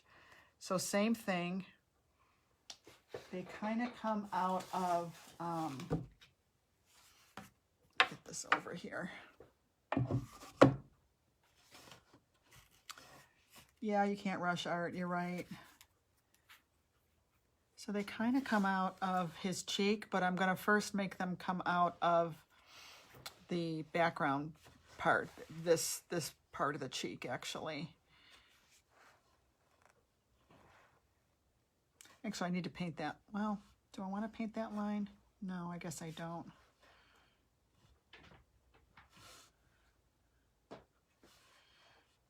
I don't know. Do I want to paint that cheek line back in? Maybe I have to.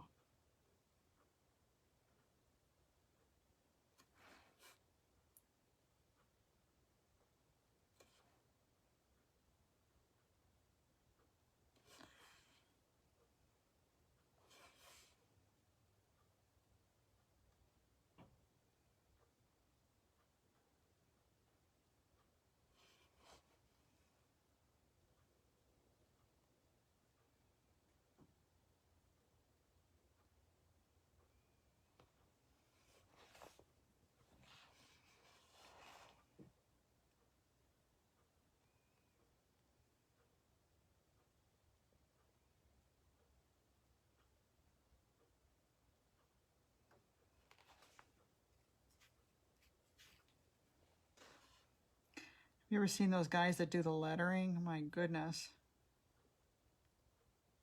It's amazing what they can do, right?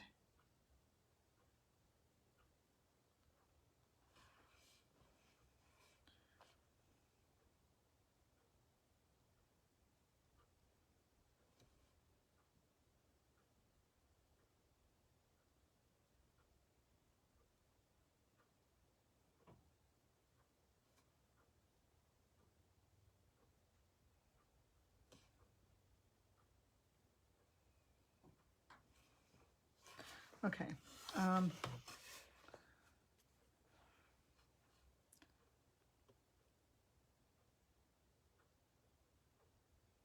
Again, you could do this with the Posca pen. It'll be a lot easier.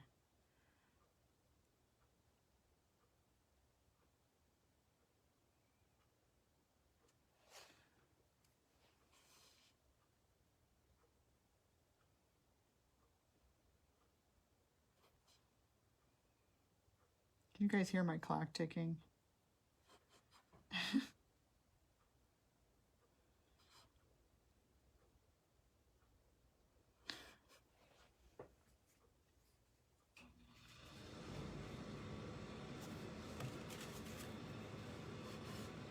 No, I'm just going to do that with the marker later. Okay, so whiskers.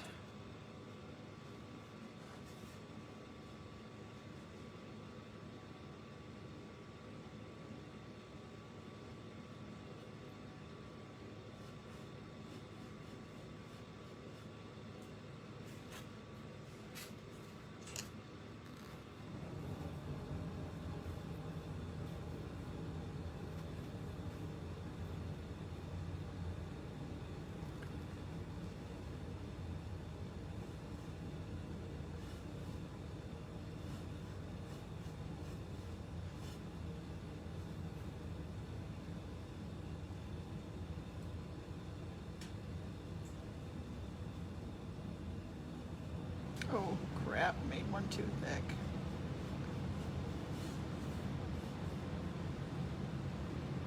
Oh well, it's not that bad. All right, other way. I'm gonna turn them upside down again. I have to.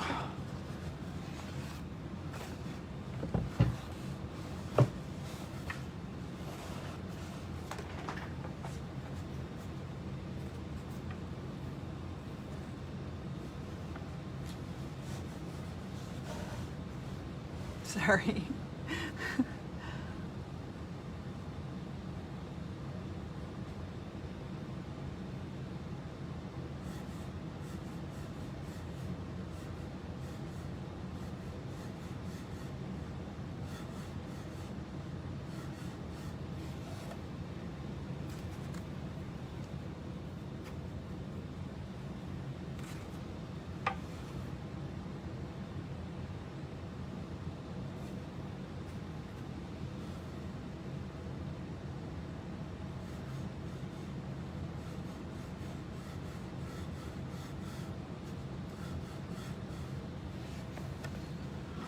Okay.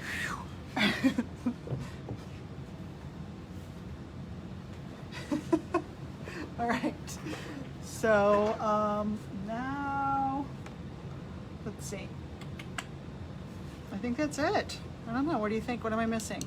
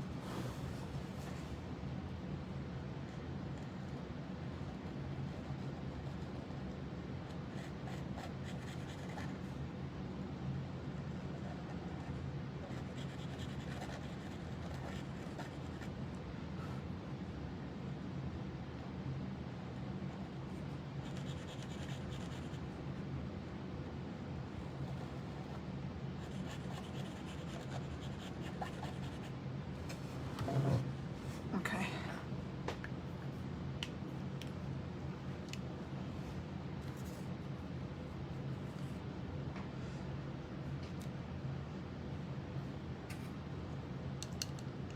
Isn't he cute? He's pretty cute. I would love to just take the Payne's Gray Blue and go in and do little thin lines of that all over. You know, you could really go crazy with all of this, that's for sure, right?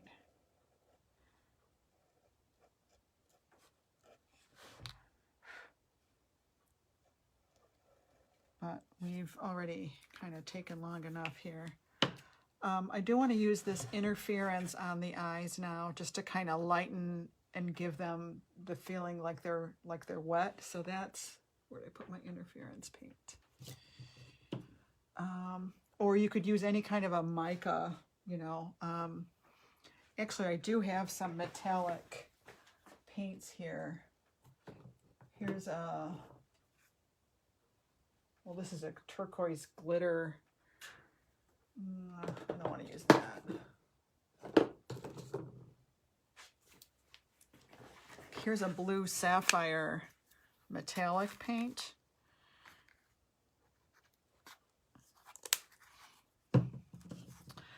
So I'm kind of curious what would happen if I put a little bit of this on there. Just kind of as like a dry brush technique.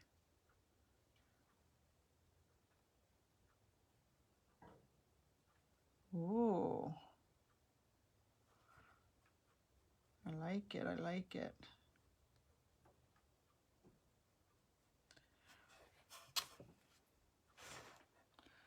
So I just have a little bit of this metallic paint on my brush.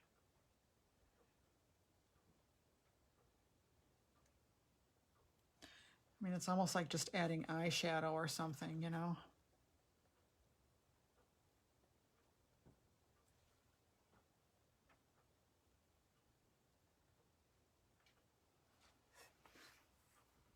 And that's what just kind of gives it this life.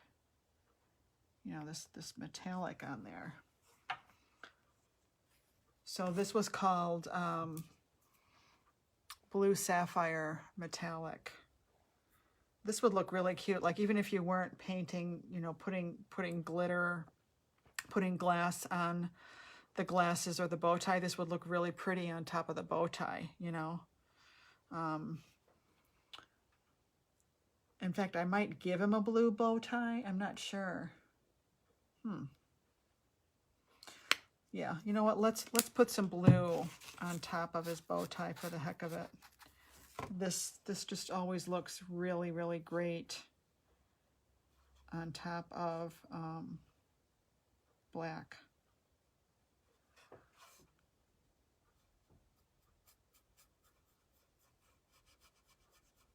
Doesn't it?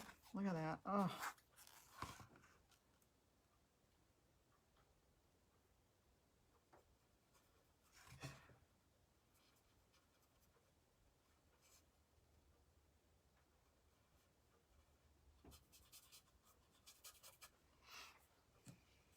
I don't know if you guys can even see it. There, now you can see it. And of course, you know, this looks great under resin.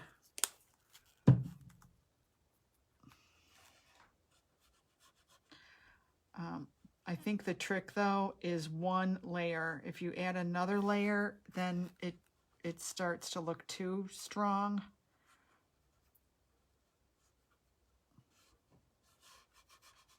And you know, I'm going to put glass over this anyway, so I can be a little, don't have to put it on perfect. And maybe I will use blue glass on him, on the bow tie. I don't know.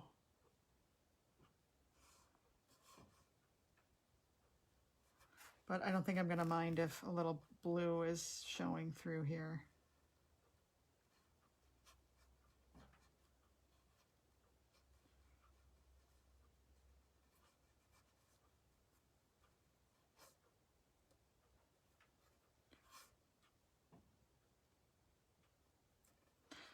All right, so, man, we've been going a long time. Hopefully you got something out of this.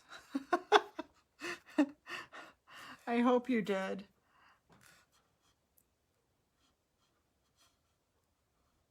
Kind of did this on the deer, so and I liked it, so I'm doing it on the bunny too.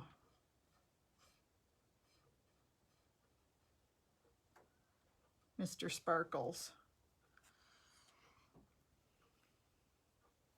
All right, so now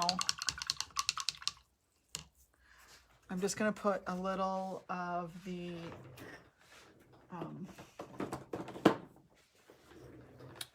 pearl lace metallic back on where I want his face to, you know, pick up under the resin. So, forgot to rinse out my liner brush. Yeah, this was a really nice liner brush from Hobby Lobby.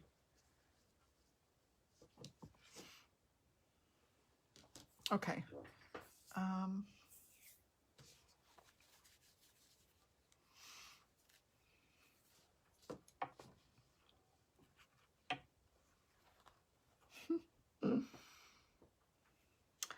was I gonna do? Oh, I'm glad it's helpful. I know it's probably a little too detailed.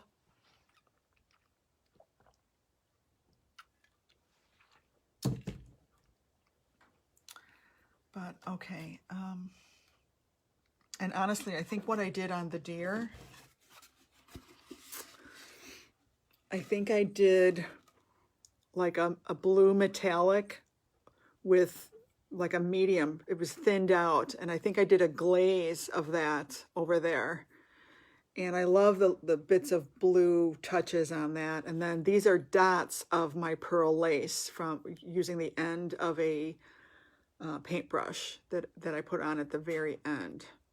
I don't know, I might do that on the bunny. But anyway. Okay, so yeah, we need that pearl lace in there. And yeah, I think I'm going to use the liner brush now to, let's see what happens if we use the liner brush with the pearl lace. Let's see how that works. I do want this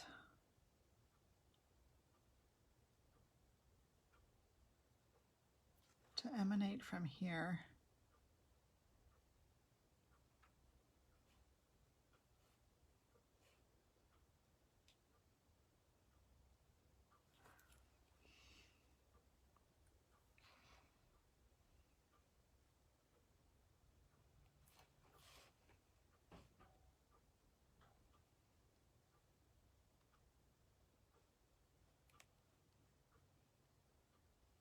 And I could even use my white metallic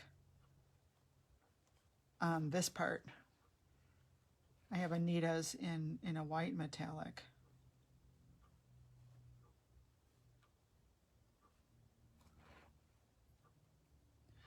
So, I mean, I think this is a pretty cool technique, using coming back in with these metallics. It really shows under the resin, and it looks great.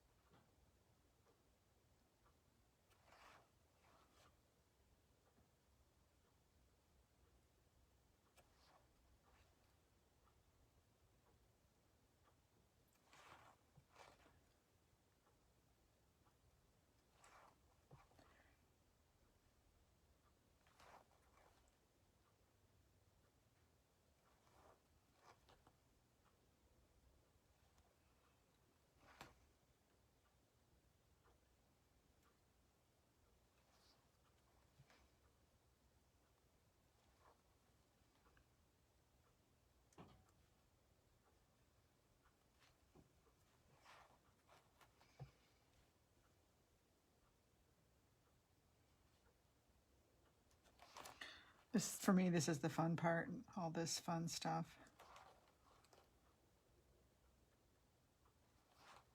It's just like very zen doing these little dots and things.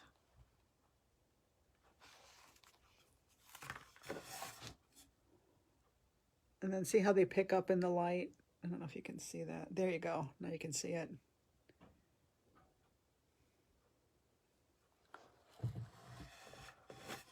And I think I am going to use the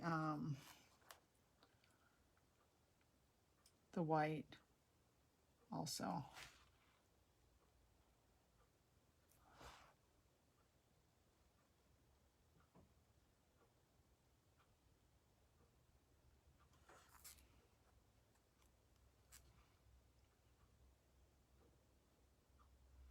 These could even be little tiny hairs that go this way.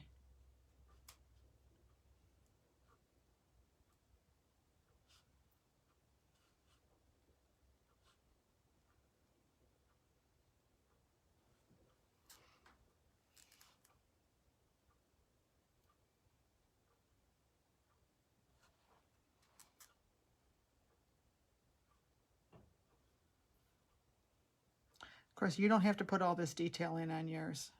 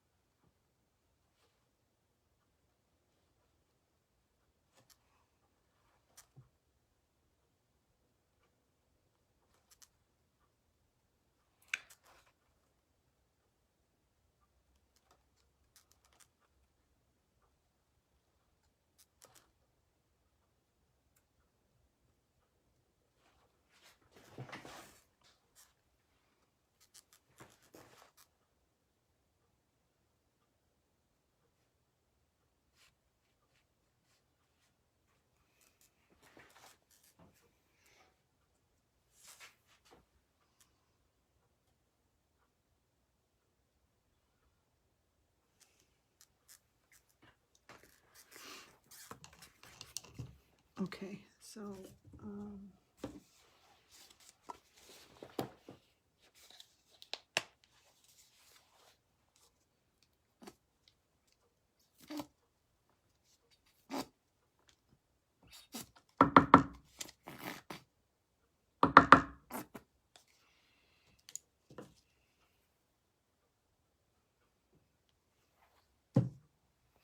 going to put a bunch of white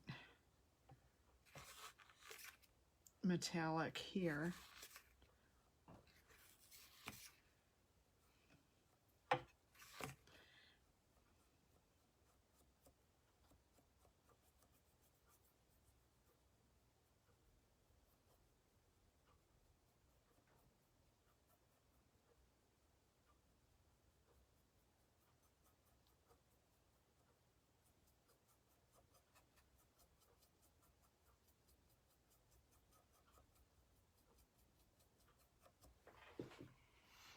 Okay, and then I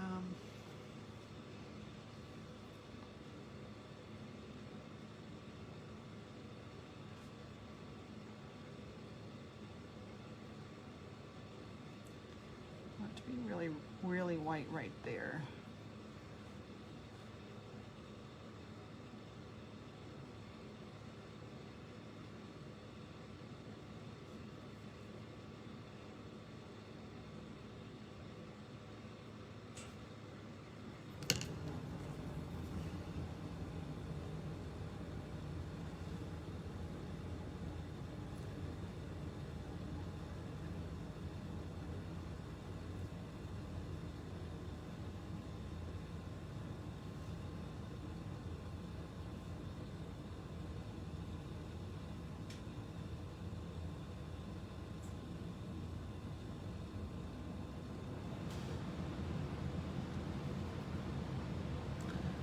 So I'm putting the white around the eye here.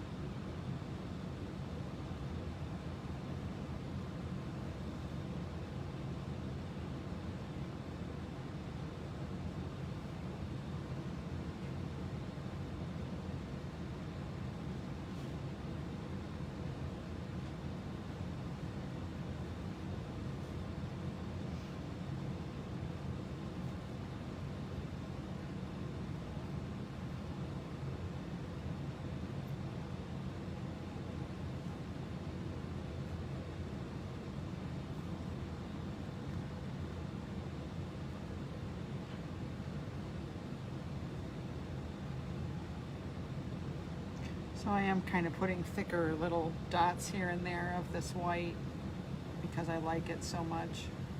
My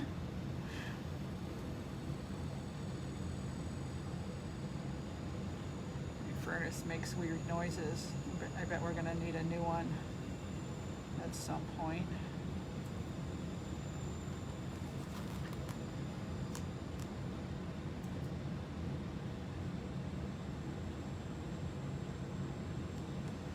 All right, so then I will probably do the resin. Do you guys want to see the resin portion?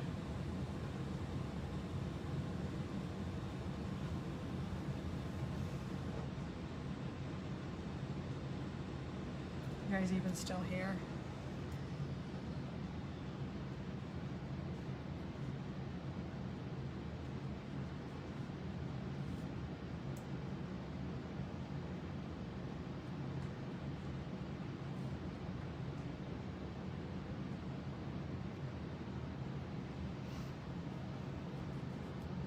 Oh, and I forgot I had interference in the glasses. I forgot about that. So I do have to find my interference. Where did I put that? Hold on, hold on.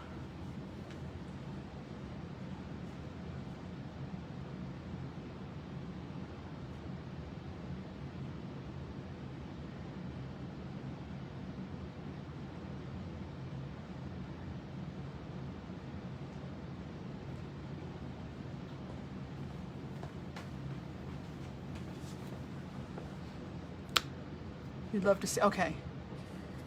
So this is the interference. This is, it's like it changes colors when the light hits it, like you see on that right there. You can kind of see it looks purple bluish on the black. I don't know if you can see it right there. But I'm gonna put this on the glass part of the glasses. And this is by Golden.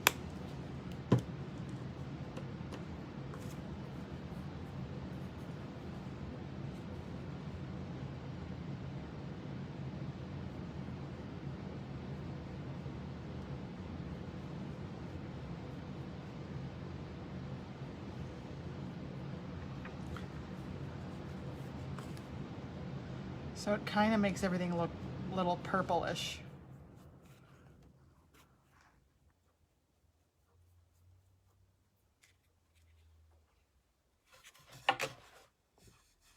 There, now you can see it. It's a great way to do glasses, you know. All right, and then it looks like I need to hit that black one more time.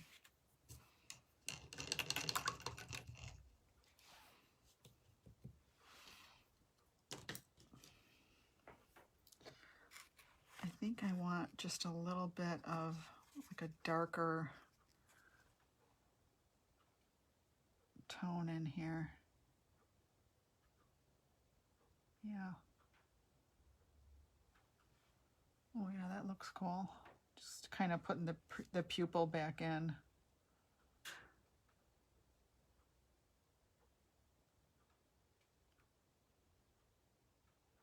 Softening the edge of this. So I used a little bit of this blue metallic with this black and kind of just tucking it right underneath this highlight.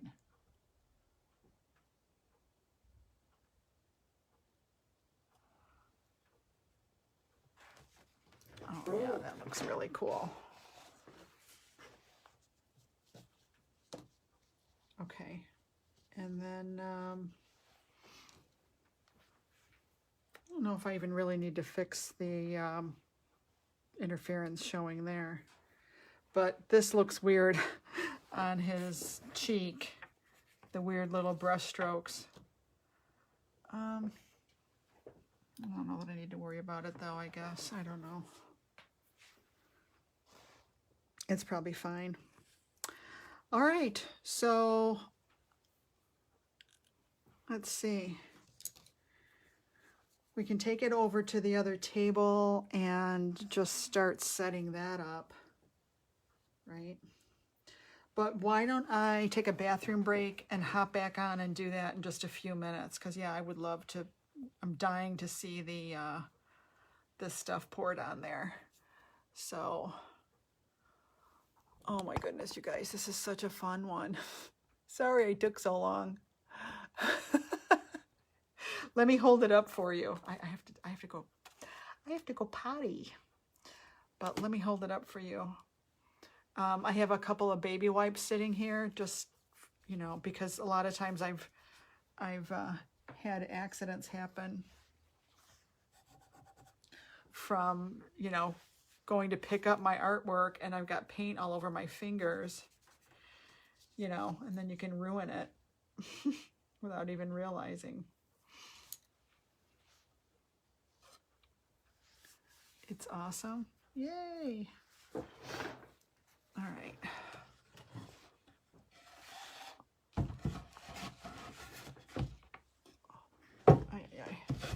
This is not easy to do.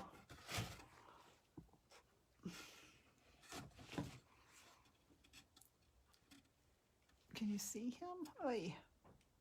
There, you can kind of see him. It's hard to get him in here. But look how the eye turned out by putting that little pupil back in there. I like what that did.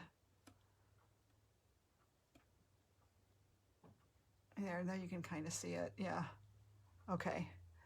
So it really changes with the light. Isn't that funny? My goodness. Here, let me put it on a table. Stand it up on the wall. Hold on.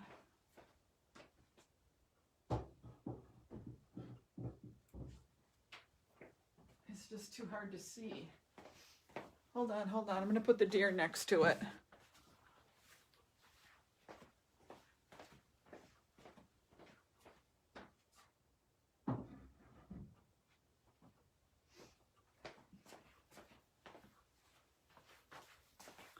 Okay, here we go.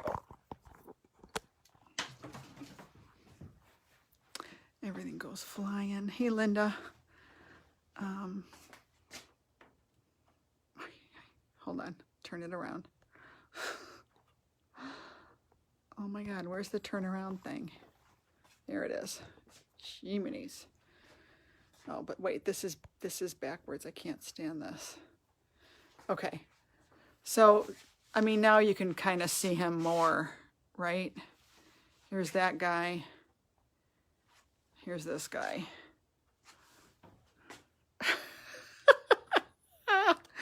Maybe there'll be a series.